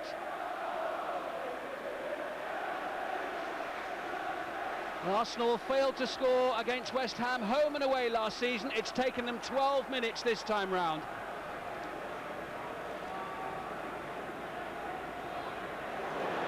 Sturdy tackle by Noble there on Klebb, which the referee has taken exception to. Klebb stays down, holding that right ankle. Here's the challenge once again, and it was not a very good one at all. And quite rightly, Alan Wiley gives Mark Noble a yellow card, and Klebb doesn't look very clever at all there, does he? Here's the tackle again, real force behind it from Noble, who's never less than fully competitive. Klebb, having been clattered, has to go off to find out the extent of the damage to his ankle.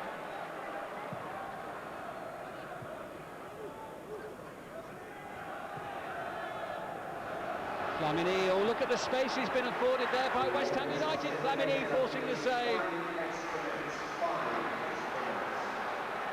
Well, he was allowed to come forward of his own free will there. Nobody closing him down whatsoever.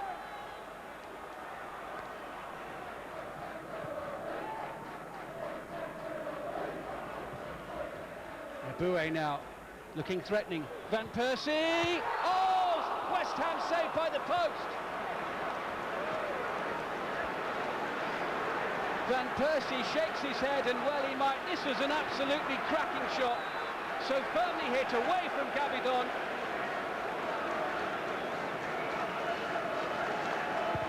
Green, I think, may have actually got a fingertip to that. Noble looking for Mullins. Senderos steps in. It's fallen well here for Lee Bowyer. Ashton with a chance. Oh, it was a good chance. It was the best one West Ham have had today. It was one of the only ones West Ham have had today. Look at that, straight at Almunia. Lucas Neal now, away from Abu Diaby. Ashton with a little layoff to Camera. Oh, that's beautifully done. Flag goes up, won't count. Flag went up early from Peter Kirkup on the near side, and Ljungberg is denied a goal against his old team.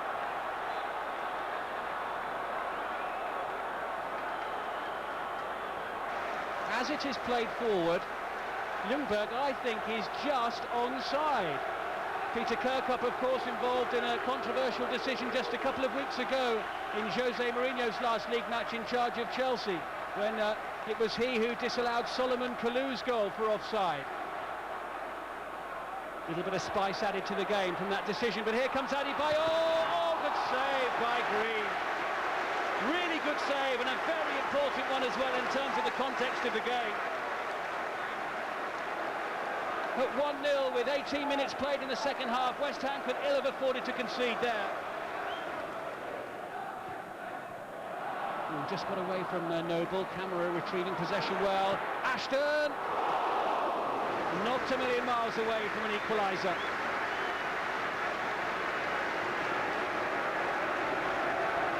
Camera winning the ball back, and Ashton trying to seize his chance.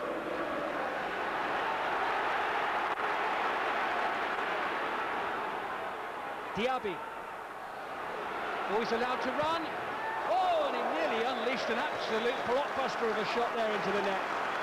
Diaby nearly lifted the goal out of the ground last week against Derby with his goal at the Emirates Stadium, and he wasn't far away there.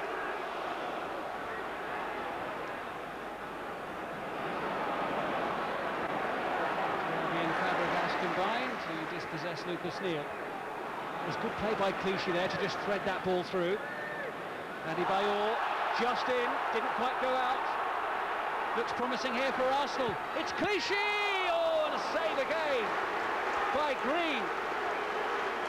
West Ham's fans are complaining. They feel the ball had gone out on the Arsenal left. Adebayor just about kept it in play. And Clichy there had an opportunity to score his first goal for Arsenal, but he was denied by Robert Green. Gilberto Silva, first touch for him, finding Robin van Persie. He's got Abu Diaby well up here. Just looks for an opening which just clearly isn't there. Eboué now. Really dangerous moments here for West Ham. Flamini!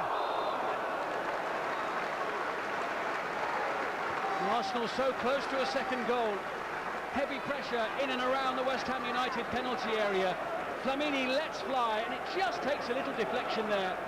You feel the timing of the goal from Robin van Persie so early in the game helped you a lot, though, because it really seemed to suck the atmosphere out of the crowd, for one thing. It did, and it gave us confidence to get out of the back, and then I feel in the second half we were even more bold to come out and close them down in their half, and from then on it looked like we can always score a goal, but West Ham is dangerous, they have good players. We were home, you know, so that's what disappointed me. I went on about it half-time and I've gone on about it afterwards because the start was the most important thing. We let a goal in after 2 minutes up at Newcastle the weekend, and having to chase that one, and we've done it again today. There was a very close call on the Freddie Ljungberg goal, which was disallowed for offside, and it looked as if he might be on. Yeah, I think he's definitely on when you see it. There's no daylight to be seen, but you know, they are tight things and close things, and you know, we didn't get it. And the stage of the game, I think if we would have got it, we was back in it, and it was all to play for. How's Alexander Kleb? It was a hefty challenge from Mark Noble. Very, very difficult challenge, and you should see his leg. It's very bad, in a very bad shape. We don't think it's something broken, but certainly will be out for Tuesday night. Well, another excellent result for Arsenal. And a suggestion, perhaps, Alan, that they look a little bit more resilient, perhaps, than last season? Well, last week we were enthusiastic about them because of the passing, the move, and the beautiful football. Just wonderful to watch. Today was more about resilience. They're up against a better team, West Ham, who are very, very committed in their faces. Didn't allow them time and space to really get moving, and basically put their foot in right from the first whistle. And that's what championship winning sides are made of. Go away from home against hard opposition, be resilient, don't capitulate under pressure, and you get the 3 points, and it was a great performance. It really was. It could, though, have been a little different. As is often the case when you're playing well, when you're in form, things can go for you. It's a tough decision for the assistant, unfortunately, gets it wrong. You know, when we freeze it here, when it's played into Lundberg, he's definitely onside there. Clean through, good first touch, it's in the back of the net. Been quite a story as well. It would have been, yeah. So it could have been different, but I thought Arsenal just shaded it. And another year, another performance, they might have fallen apart under the pressure, but not today. And it's a sign of the maturity of the players. Yeah, only one goal. Most of the opportunities fell to two men, Ashton and Van Persie, and the Dutchman probably won by a head. Well, I thought both played particularly well. And it was ironic that the major incidents were very, very similar from the two of them. This is Ashton early on. I think this is absolutely fabulous play. He gets in a great position here. The ball into Lundberg is sensational. A better touch, better control, and he's in. Van Persie, measured pass to Adebayor, beautifully played, laid into his feet. Good save. Then Ashton involved in the build-up. This bounces up quite nicely for him. Good first touch, great hit. Could easily have gone in. And then Van Persie on probably his weaker foot. Another phenomenal save for the keeper. Then the best chance that West Ham had, I mean, top-class strikers should bury that, and arguably this is an even harder chance that Van Persie actually finishes for the goal. Just coming up here, good build-up play, good support, good ball in, and a great header. And it's a thin dividing line between actually getting the 3 points and maybe getting one or losing. And I think that the most impressive thing about Arsenal there today was, as I said before, the maturity of their players and the way they were resilient right to the end. Yeah, a bit of good news, possibly for England. We're led to believe from Sam Allardyce that Michael Owen's injury might not be as bad as was first thought, and he could well be back in action very soon for the England games. But with no Heskey, Dean Ashton, is he a possibility for England? If he's fit enough, he was a long time out, but he's come back, and I think just watching him, he's getting sharper by the game. I thought today he was particularly impressive, not only in the build-up play. He's brilliant coming off, and the ball around the corner for Michael would be absolutely phenomenal, but he's great in there as well. Maybe not as mobile as Heskey, but still as good in there. I think he'll be in the squad, most definitely. I just think he knits the team together. You can see him certainly when Bellamy's playing as well for West Ham, just dropping off, and you know, the difference between the midfield and the forward players. I think he's a good player. He's got a fabulous football brain. He really has. And am I missing something? Robert Green, he gets overlooked with England. He looks, every time I see him, he seems to make. I think he's an outstanding shot stopper. I wouldn't be totally convinced in terms of the crosses, but you're right. No, he doesn't really get a mention, but he's now adding that consistency. It's consistent. I can't even say it to his game. Well, it's played well today. Yeah. He was consistent. What was it called? Consistency. Okay. In 3 and a bit years under the stewardship of Jose Mourinho, Chelsea were undefeated in the Premier League at Stamford Bridge. Their first home game post the special one was against local rivals Fulham. Couldn't happen, could it? A turbulent September has seen Chelsea fail to score a Premier League goal. Fulham, meanwhile, started the day second only to Arsenal in the goal-scoring stakes. 2 more earned them a draw in the corresponding fixture last season. John Motson was the commentator. Didier Drogba is back after missing Chelsea's last 4 games. His 33 goals last season included 1 in this fixture when Fulham forced a 2-2 draw. American Clint Dempsey has filled in for his injured compatriot Brian McBride up front and made his mark with 3 goals in Fulham's last 4 Premiership games. Well, Avram Grant shouldn't feel too threatened by the banners around the ground. There are 1 or 2 supporting the legacy of Jose Mourinho, but they're mostly appreciative.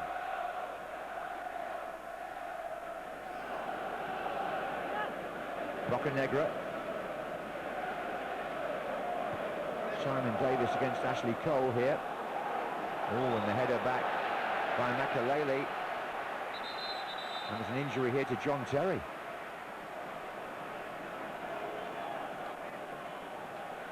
Which is not something Chelsea would want. Well, Terry's back on his feet, talking to the referee, Martin Atkinson.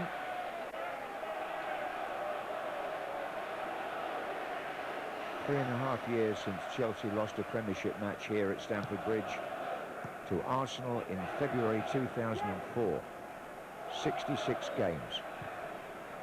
Oh, Dempsey had pulled away there from Haim. A moment of anxiety for Chelsea here. Dempsey's on fire just at the moment. Not an out-and-out striker in terms of his background, but he's been getting goals, and Ben Haim just allowed him half a yard there. His first home game was always going to be a tough test for Avram Grant in front of Chelsea's own supporters. Now there's a possibility here for Joe Cole to get the ball in, and he's beaten Konchesky. Oh, and Drogba. He's appealing to the referee here. He feels he was impeded as Joe Cole's cross whizzed across the 6-yard box here. Watch Drogba. And now then, the first yellow card of the afternoon is coming out. Drogba has spoken out of turn to the referee, Martin Atkinson, and he's been booked. Well, the news from the Chelsea dressing room is the England captain John Terry has fractured his cheekbone in an early challenge. He played on, but for the start of the second half, he's replaced by Alex. Drogba.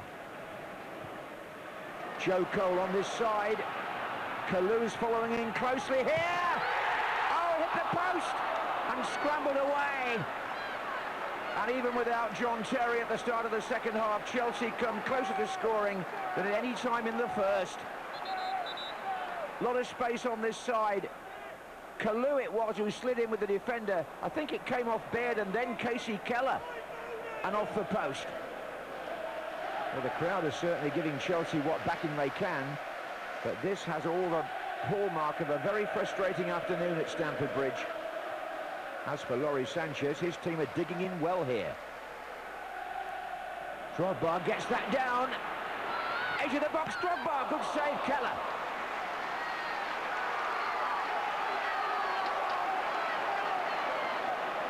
Peter Kenyon, the chief executive there, won't be enjoying this just at the moment. Just wonder what that cheekbone injury to John Terry might do in terms of England, never mind Chelsea. Now then, Chelsea win a free kick here against Clint Dempsey, not far outside the Fulham penalty area. And if ever they needed a break, it's now. Kalou! Well, the two best chances, arguably, of the second half have fallen to Salomon Kalou. It won't go for him. Well, the minutes are mounting up now. Since Chelsea last scored in the league, an entirely blank September at the moment.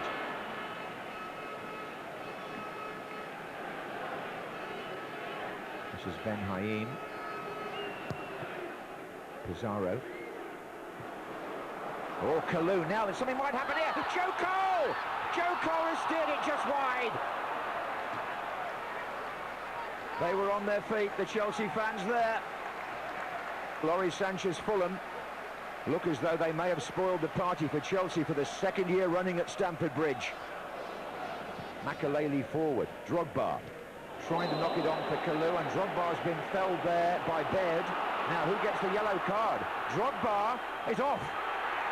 Drogba and Baird collided there. Drogba has been given a second yellow card, and Chelsea's problems go from bad to worse. Chelsea are going to be down to 10 men for the second week running. Chelsea are all over the place here. It's Konchesky, and Fulham are in on goal, and it's Paul Konchesky, and Petr Cech saves with his feet and maybe saves Chelsea's reputation. Instead, it's Chelsea on the attack at the other end with Belletti. Pizarro's in the middle, so is Kalou. And Joe Cole has skied it. And it could have been a goal at either end there within 40 seconds. And they're chanting Jose Mourinho now. It's echoing round the ground. Won't be music to the ears of Avram Grant or even Peter Kenyon.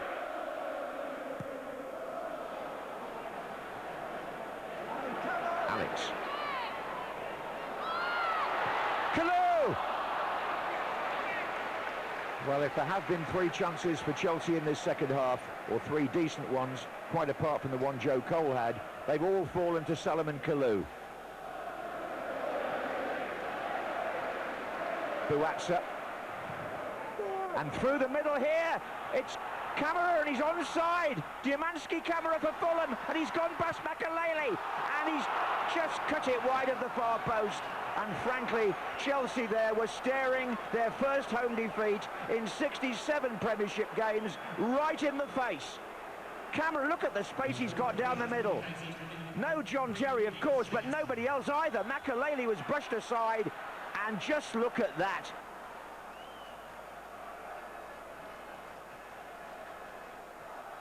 It's not good enough for Chelsea. It's not that we don't score goals, not that we didn't take the points, but at least we create many chances today. So I want to take the positive things even I'm not happy that we lost 2 points today. You come away to a club like Chelsea, you know, a draw away at Chelsea is a fantastic result. But I did say yesterday I fancied us to get a sneaker 1-0, and when Konchesky was through 1-on-1 with the keeper, I thought 3 minutes ago, I thought this is it. And then just after that, Joe Kamara had exactly the same situation. I thought, well, this is going to be it. It wasn't to be. Can I ask you about John Terry? What's the news tonight? First, he's going to make a scan, and then I will know better what happened. But me personally, when there is some even doubt about head injury, I don't want to take a risk.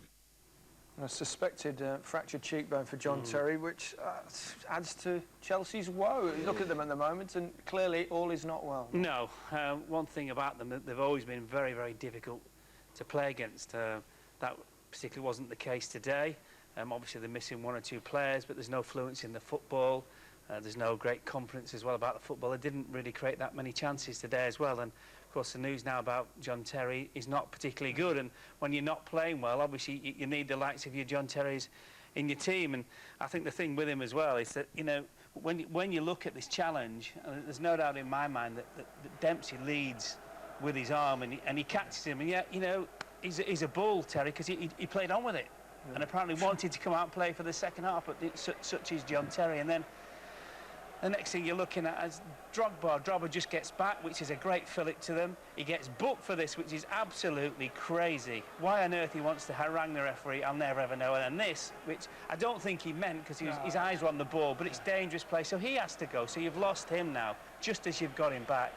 And this is the, well, I don't know, talk about imponderable, Shevchenko. I can't see it.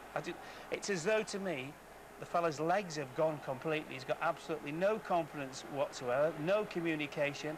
He gets taken off after 52 minutes. That's twice in the last 2 league games that he's gone off in under an hour.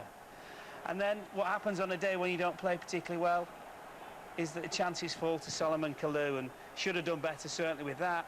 Again, got to hit the target with this. You know, there's nothing wrong with his movement. He's got himself in great positions, but the very, very least, with all those attempts, you don't hit the target, you're not going to score the goal. They've got big problems. What's the answer? What's the answer? Shouldn't have sacked the manager. But what's the answer in terms of going forward? We're not really sure. I think Drogba back fit playing, back to 4-3-3. I don't think Shevchenko can play in that team, Gary. As great a player as he's been, I'm afraid it's actually quite sad to see it. It's extremely sad to see, because he's been fantastic, but he's not there. He hasn't got it. They're playing like a side that don't know where their next victory is going to come from. Yeah. Right, and when you're playing like that, what you need is to be together.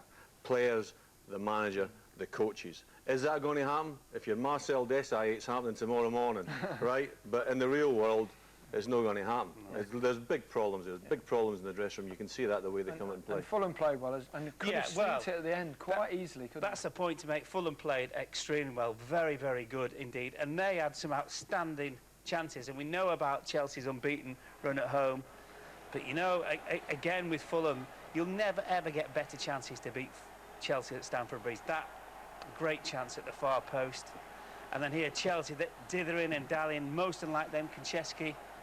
Just dink it past the goalkeeper, you take 3 points. And again here, I mean, not a bad first touch, but where are we going with the second, third and fourth? And in the end, if it had gone down, could have got a penalty as well. So they would never get a better team. Well played, Fulham. Played very, very well. But even Chelsea, these clips in the great side of 2 years ago, you watch Chelsea at home and the opposition, when you get a sniff in 90 minutes, now it's 5 and 6 chances a match. Yeah, shadow of their former selves. Go to Valencia in the week as well. Tough one. Two teams now who perhaps surprisingly started the day in the top 5. Manchester City under Sven have won every home game without even conceding a goal. Their opponents Newcastle, with Big Sam at the helm, were endeavouring to win back-to-back games for the first time this year. Alistair Mann saw this one. 8 games in, and Sven-Göran Eriksson has opted to give 20-year-old Joe Hart his first start, ousting Kasper Schmeichel to the bench. It's a similar tale for Sam Allardyce as back comes Shay Gibbons to replace Steve Harper. Steve Taylor and Obafemi Martins replace the injured Kasapa and Owen.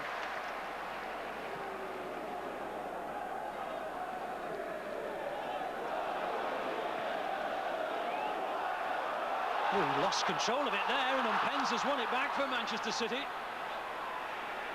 And here's Alano, who completely missed his kick, and Shay Gibbon will be mightily relieved that he did. It was a chance that was purely of Shay Gibbon's own making. Newcastle attempt to counter at the other end.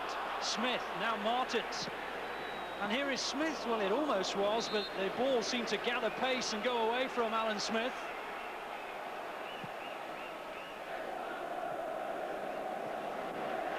Mpenza, nicely done.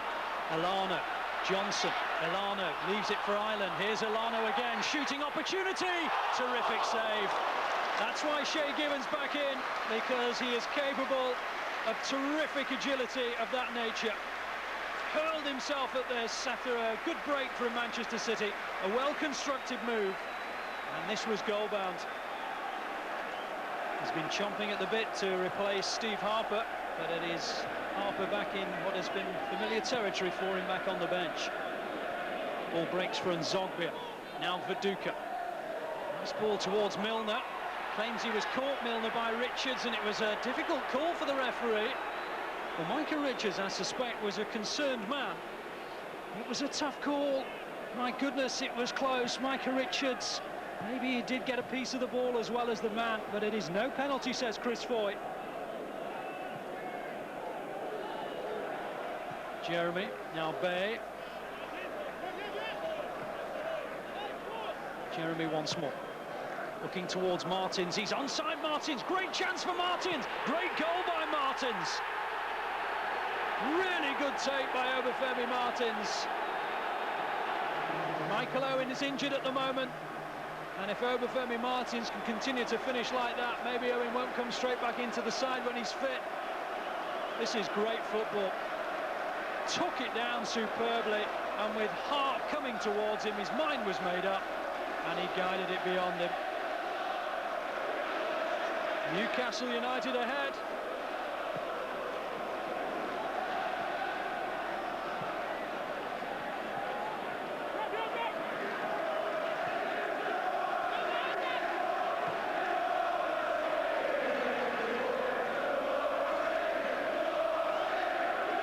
Good one for Hart to deal with, and indeed it's rolling towards his goal, and that was the nick of time, wasn't it?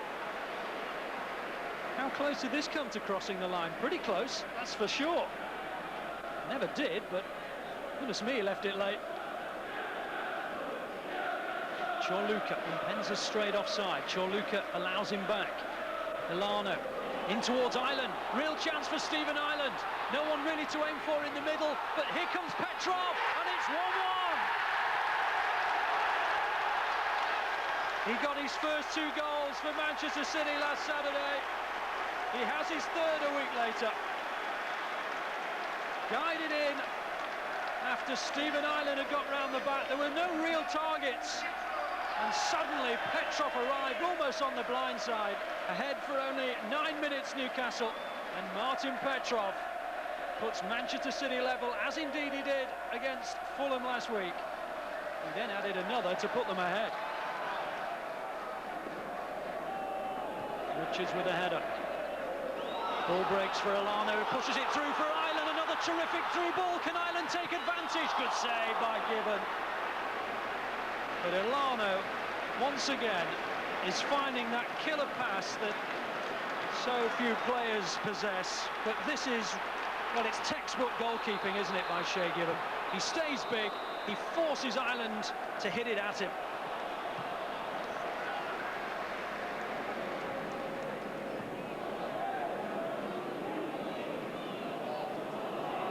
Petrov chasing, Petrov getting. Has he got the legs on Taylor? I think he has. He's done well, Petrov. And it's on towards Mpenza! And what a start to the second half for Manchester City. He scored at St James's Park to win the game in March. Petrov, the provider, possibly of the winning goal today as well, maybe. And it was all down to Martin Petrov. He never gave it up. He knew he had the legs on Taylor. And his delivery to just one target, Emil Mpenza, was perfect. They haven't come from behind to win a match, Manchester City, in more than 2 years. August 2005. Are they going to do it today?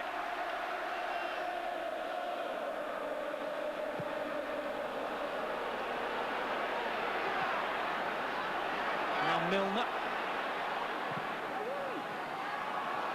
Still alive in the Manchester City area, and it's taken a deflection. Again away by Mpenza. Ireland chasing it down. He's got there ahead of Bayer. Charging forward, look at that, it's Micah Richards. Terrific athleticism. Still going, Micah Richards. Oh well, he's got so many things in his terrific armoury. Fitness, agility, reading of the game, but it would appear he hasn't got a left foot as strong as his right. But losing out, Elano giving it to Petrov. Ireland's made a run, but still with Petrov, with Butt tugging away at him, quite literally actually. And indeed it'll be a free kick to Manchester City, and that is the frustration of an afternoon that hasn't gone Newcastle's way, exhibited by Nicky Butt. Free kick to Manchester City. Elano over it, goes for goal, and scores the goal. Oh, that's superb. It's his first goal for Manchester City. He's shown what an exciting player he is in every other aspect of the game. Now he's shown he can finish too, and in style.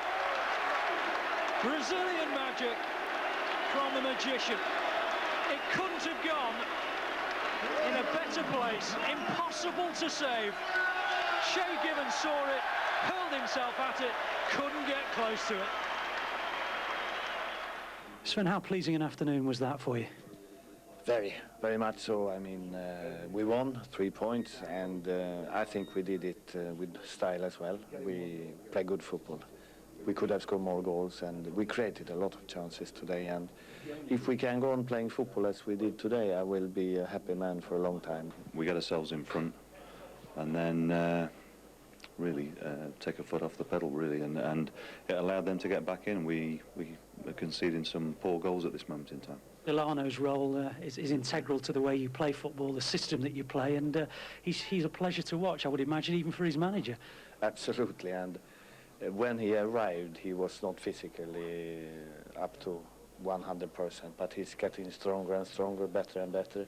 So now, yeah, I mean, today he was excellent out there, and the free kick he scored, you have to have very good feet to score from that distance. He's an important player in Manchester City, isn't he? For me, it's important. For me, it's important. I play very well. I play with one touch, and for me, it's important when I have the ball, I go and the ball come me. What a transformation in Manchester City. I thought I was watching Arsenal.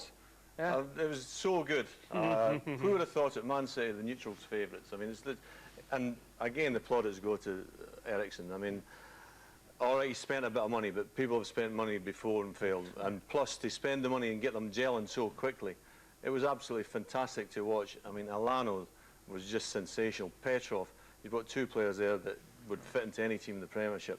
And of course, with the younger players that he's got coming through, the City supporters must be in dreamland. They really do. Sven managed, of course, in Italy for, well, most of his managerial career, where they concentrate on defence and hitting teams on the counter-attack. You can see a little bit of that in Manchester. Well, you can see a bit of that. I mean, last season when they came under pressure and under sustained pressure, then there was no way back for them.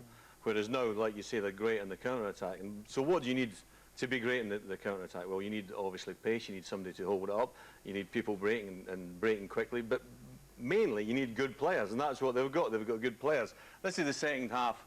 Well, actually, this is the first half. And what this is, the goalkeeper kicks it out, and it's like just precision play. It's, you know, into feet. It's quick. And Alano finally gets it. Brings it a brilliant save from Shea Given. This is the second half, Newcastle corner. This is what I'm talking about. When do you see two centre-backs break like this? First Dunn, and then Richards, the two centre-backs, and he's desperately unlucky here because it's a great save and tackle, and he's in goals. This is, to me, one of the best bits of the game. Haman picks up, plays it into Alano. There's only him and Pens up front, but this is brilliant interchange. It's so fluid and quick, and Penza gets in, and it's like, you know, defence to attack in 5 seconds, and another great saving tackle. And watch, we'll pick up Richards at the back post here. Watch this for a break from a centre-back. Unbelievable.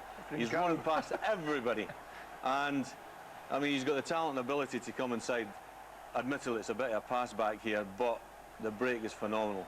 And then you've got the pace of Petrov. He picks it up, you know, gets it from another centre-back, and he runs and he runs and he runs. And plus, he's got the support up there, and Penza's in. Should have scored there. And then the support on the other side, now they've got bodies in the box, and should have scored there. So, like Sven says, not only are they scoring the goals, but they're making countless chances. About 3 weeks ago, I asked you how far they could go this season. You said, great start, but they won't finish in the top 6. Sorry? You said they won't. Yeah. Forget about all right, that. all right, No, I'm giving you a chance. Finish 6th. I'm giving you a chance to change your mind. Can I change my mind in this programme? No. I never change my mind in this programme. All right, they won't finish in the top 6. Not in the top 6. Okay. But brilliant to watch. Yeah. 7th. It's nearly 30 years since Birmingham City last beat Manchester United, and with United going into the game without having conceded a goal in a minute shy of 7 hours, Steve Bruce's boys were up against it. Steve Wilson was at a lush St Andrews. After smothering Liverpool last week, Steve Bruce is more adventurous on home soil. Olivier Capo partners Cameron Jerome up front. McSheffrey and Muamba return. United are unchanged from the Chelsea game. Rooney and Tevez keep out Louis Saha.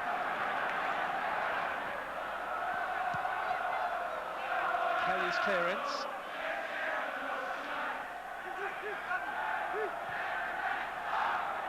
Paul Scholes here for Manchester United, was hustled out of it by Capo. This is Cameron Jerome, and that's a very good save by Van der Sar. And Birmingham City, after 1 minute, were this close to taking the lead. Good save by Van der Sar, mistake from Scholes, almost had Steve Bruce celebrating an early breakthrough. Sebastian Larsson to take the corner. Decent delivery too, and Van der Sar is there again. This time the header from Kadru. It's another smart save from Van der Sar. Rio Ferdinand, oh, he had to hurry. Got it away from Capo, and then Ronaldo's caught in possession by Kadru. This is McSheffrey for Birmingham. Lovely ball. Cameron Jerome. Hit the stanchion, not the post. Very bright start from Birmingham City, though.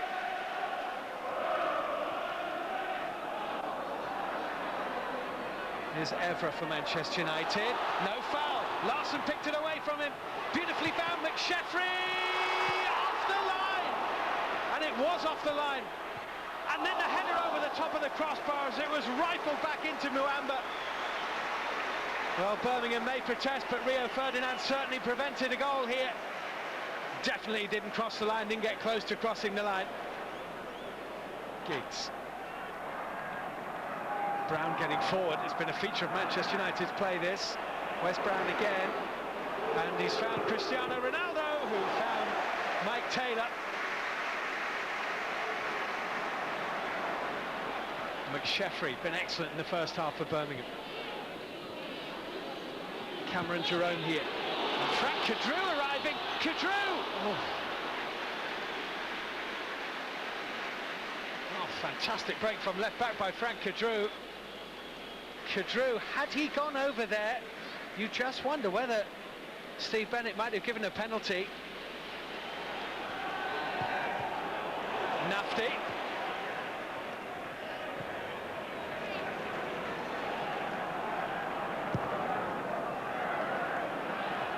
Oh, it just bounced up, and the bounce favoured Cristiano Ronaldo, who scores for Manchester United.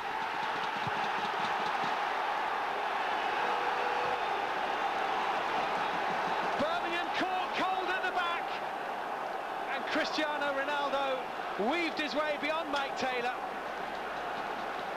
and Manchester United lead. Nafti. Touch from Jerome to Larson again.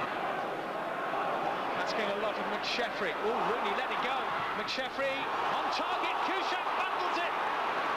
Just away from Cameron Jerome. Mistake from Rooney here. I think you've just got to get something on that. He didn't. And Kushak got lucky. Here's McSheffrey for Birmingham from the Kadru pass. Jerome in the middle. Capo and Larson arriving. McSheffrey takes on Brown, beats Brown. Oh, magnificent save! It's a fabulous save by Kushak, because that was heading for an own goal. Rio Ferdinand got the last touch onto McSheffrey's shot. And it's a magnificent save from Thomas Kushak. That is exceptional goalkeeping. Liam Ridgewell. Larson with Evra. Handball by Patrice Evra.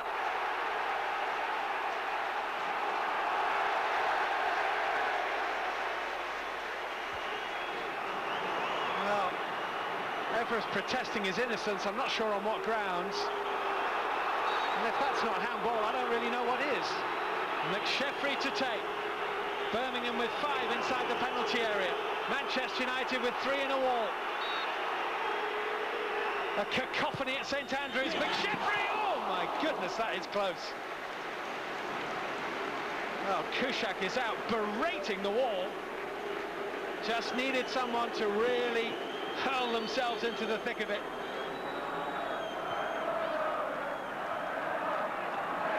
Here's Tevez.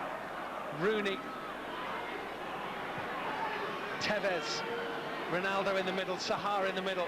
Wayne Rooney here for Manchester United, and Carlos Tevez, and Rooney. Oh, and Kelly kept it away from Cristiano Ronaldo, who thought he was about to bag himself a second. If you had to put your money on which side was to score the second goal of the game at the moment, you'd probably say the team in red. And here's Rooney, and here's Ronaldo, and he'd be high on your list of contenders to score that goal. He wasn't far away. Palacios looking for O'Connor. It's going to be a late one if there is to be one. It's Gary O'Connor. O'Connor still! Not sure it was on target, but neither was Kushak, and he wasn't about to take a chance. The way we've gone about it today, you know, we certainly didn't deserve to get beat. We've made a horrible mistake for the goal, but we needed to take one of them chances. You don't get 4 and 5 chances against Manchester United, and from the first couple of minutes we've had a chance, and we needed one of them to go in. If one of them goes in, it gives you that lift what you need, you know. Birmingham played much better in the first half. Second half we improved special our defensive side. In the first half we faced a lot of problems, a couple of mistakes. I think it is also fair to say that Birmingham forced our team to make mistakes, and it is the credit that we need to give them. So we a little bit fortunate with 0-0 at half time. Maybe it's not the best Manchester United in the moment, but the most important is to win. And I think the best is coming. This is the first games, and you have a lot of time to improve the game, to improve the players, to play better. And I think you have time, but I think the most important is to win. Yeah, honest assessment there. from Ronaldo. I'm not sure Birmingham got what they deserved out of that game, which often happens against the better sides. It certainly does, and most certainly didn't. They started the game extremely well. Manchester United were all over the place defensively in the first half, and if there was ever an indication, if you needed it from Birmingham, the difference between playing in the Championship and playing in the Premiership, it was today. And it was two major incidents. The way that Ronaldo took advantage of a slip by Kadru for Manchester United's goal, and then just the way that he very, very calmly got onto the end of this and made it into goal was just outstanding. You can't afford to fall asleep, basically. The ball just lands, Kadru can't make his mind up what to do. In Ronaldo goes, keeps his head. Great finish. United obviously in front, and it was always going to be difficult for Birmingham. But they came back. Credit to Birmingham, they really did come back. And here McSheffrey comes in, does extremely well. Deflection off Rio Ferdinand, and what a save this is from Kuszczak. Seen a few great saves tonight. It's a brilliant save. Late, reaction save. That was it. That was the difference. If Birmingham keep playing like that, especially at home, they will be absolutely fine. Are we getting back to the days when it's Manchester United and Arsenal again? It's looking a bit that way. You have to throw Liverpool. Liverpool in Those there. Super Reds, you discounting them? No, but we've got them to come. Right, okay, right. See how they play. Manchester United masters at going away from home, not playing that well and winning over the years, time and time again. It's the secret. Before we bring you the remaining three games, a gentle reminder to watch Match of the Day 2. Everton versus Middlesbrough is the featured match, Sunday night, BBC 2 at 10 o'clock. If you're not out for Sunday lunch, you could catch the Women's World Cup final. Germany face Brazil. It's live on BBC 2 at 12:45. Just after the Great North Run, in fact. Coverage of what is always a terrific event starts on BBC 1 at 9:30. Two more games for you now. Shortly we'll see Sunderland face Blackburn, but first it's Wigan against Liverpool, and one of the biggest certainties of the season so far, a starting place for Fernando Torres. This was a spot in the commentary box at the JJB Stadium for Jonathan Pearce. Wigan, who've never scored a league goal against Liverpool, give Julius Agahauer his first start of the season, with Antoine Sibierski joining Emil Heskey on the treatment table. Fernando Torres starts this week for Liverpool alongside Dirk Kuyt, but Steven Gerrard is among 8 changes from the midweek Carling Cup victory. Oh, that's given away poorly. And Kuyt looks for Torres, who has so much pace. And it's beyond Kirkland, and just bobbles wide. The error started it all. Crossfield ball across your back four, schoolboy error. Kirkland spread himself well, and fortune favoured the brave.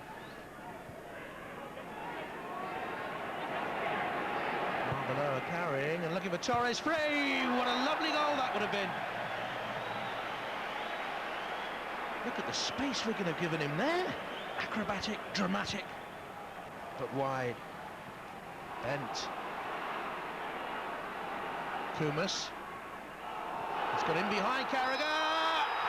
And a flag is raised for offside, which rescues Liverpool, because I think the challenge on Agahauer was a foul. And I think the challenge by Carragher would have presented Liverpool with a major problem. Did the assistant referee get it right? Who here was offside? The ball's played there. Agahauer is certainly not offside. It's Shana. As soon as Shana makes a run towards the ball, the flag went up.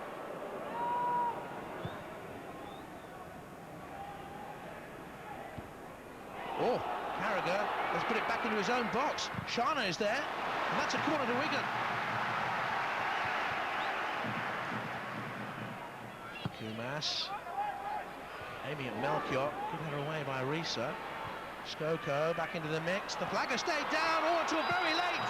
Bent, it's offside, it's disallowed, but it was a very, very late flag. As it's played back over the top, Bent's onside.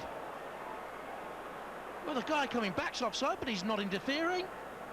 There's no way Marcus Bent was offside there. Wigan denied. Arbeloa. Torres, Gerrard making the run off him. Torres into the space, deflected away off Boyce, and Gerrard's first to it. The goalkeeper was hesitant. This is Kuyt. Kirkland redeems himself with a splendid save.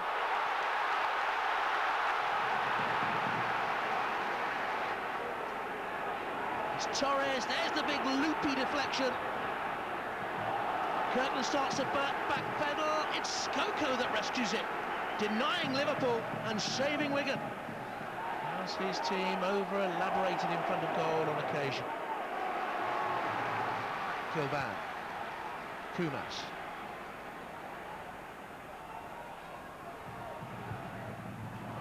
Into Shana. Raiders come too late, has he? Oh! Cutesy little flick. Where's it going? Where's it going? Spot the ball. Wide of the post.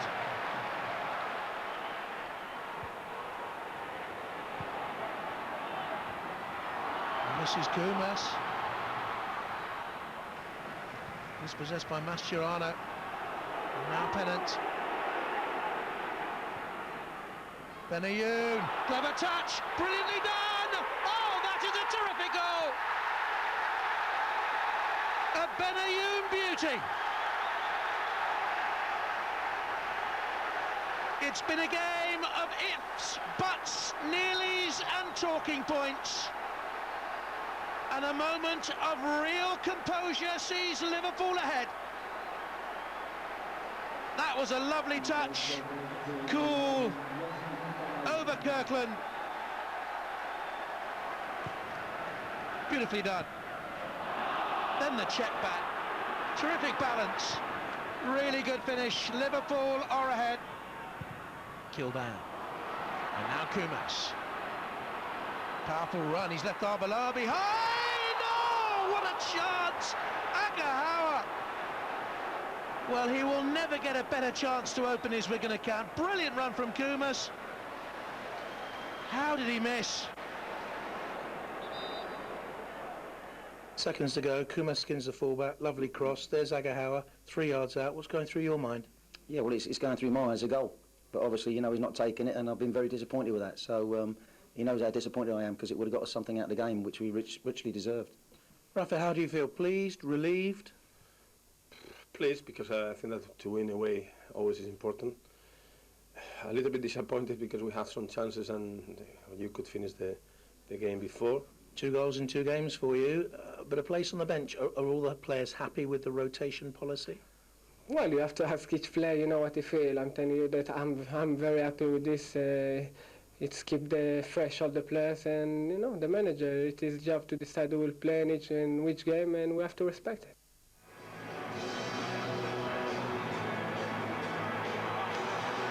For once, some good news for Roy Keane from the Sunderland treatment room as Nyron Nosworthy returns after a knee injury. Surprises in the Blackburn lineup. McCarthy, Savage and Pedersen all left out. Tugai, McQuaina and Derbyshire will start as Mark Hughes tries to inject fresh impetus into his side. Warnock in for Roque Santa Cruz. Hamilton in a good position to his right. Here is the Australian. Now running into traffic. Back for Bentley. Cleverly away from Miller. And it might fall for Derbyshire. Nosworthy missed his clearance and Derbyshire hooks it just wide. Nosworthy's poor clearance and Derbyshire hooking it over his shoulder. And it's the closest Blackburn Rovers have come to a goal. Lovely done by Ledbetter. On by York, here's Miller. Through to Wallace. Back to Miller, great move! Deserved a better finish. Miller, score of that last minute equaliser at the Riverside last week. On the end of this, he was heavily involved as well. The shot was too straight to trouble Brad Friedel. Miller away from Tugai, through for Chopra. Friedel's going to come. Did he get there ahead of Chopra?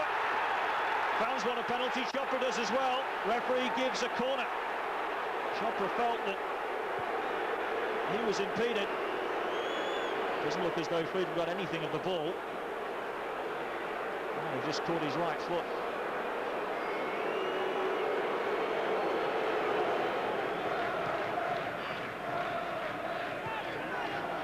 Santa Cruz dropping deep to collect it and then charge towards the penalty area. It's going to fall for Bentley. It's 1-0 Blackburn Rovers. Santa Cruz dropping deep to collect and then charged into the penalty area. It came off Higginbotham and Bentley needed no second invitation. And Blackburn's recent goal drought is over. It's their first goal for over 5 hours in the Premier League. Short by Higginbotham. Emerson's in. Gordon's kept Sunderland in it. But the header back for Santa Cruz, and it's 2! Higginbotham might well hold his head. It was a dreadful back pass by the defender. No pressure at all. He understruck it. Everton was in quickly. Gordon rescued him initially. Everton with a glance there to see who had got his support. Santa Cruz was the man. A nightmare couple of minutes for Roy Keane. Santa Cruz now. Higginbotham and McShane are the defenders for Sunderland. Bentley wants it played to him. It's Bentley. It's Bentley. It's Gordon to keep him out. And what an important save that might be by the Scotland number 1. Great movement between Santa Cruz and Bentley. Bentley did ever so well here to keep his feet. Could have gone down there. And so close to squeezing it past Gordon. And they're leaving in their droves now, the Sunderland fans. Jones has won it. He's picked out Conley. Jones wants it back. It's going to come for Ledbetter to try and score. Excellent finish by Grant Ledbetter. Scored last week and he scored again today. Good play by Jones. And then when it falls for Ledbetter, he places it beyond Friedel into the bottom corner. And the fans that left early will hear the shouts and the screams and will think they left too soon. Grateful, obviously, for the 2 goals very quickly after the break in the second half. I think that basically won the game for us. But we looked always dangerous on the break, and in fact we could have won more comfortably. But good performance, good result for us. Probably draw would have been a fair reflection. I felt on the game, but maybe there's another 5 minutes on the clock, we might have got that second one, and that's why the second goal was always going to be hard. We've done it a few times, especially last year, but 2 goals onto a decent Blackburn team was always going to be too much for us today. Good teams are teams who react to bad results. I mean, we went 15 games unbeaten, had a couple of bad results, but we've picked ourselves up and 2 wins now, and we're just looking to kick on. A couple of bad results and a bad haircut, but typical Blackburn. Well, they continue to impress, don't they, the team, and I think more importantly, the manager. They left players out today, had a reverse result last week against Portsmouth at home in the league, changed it around, played very well, and probably deserved their win, and they just keep going from strength to strength. Yeah. As for the erstwhile Super Reds, well, they eked out a win, but trifle fortunate, dare I suggest? Well, I think it was a massive 3 points for them. You know, there's been a lot of speculation about Torres, should he play, shouldn't he play. But the biggest thing for me in the last 2 Premiership matches, they haven't played that well. And the only way you can start playing well again is by getting the results first and then getting that confidence to go. All right, they rode their luck at times. This is another bad decision by the assistant referee. When we slow this down, we see that Marcus Bent there is definitely onside. There's the line, there's where Marcus Bent is. 100% onside.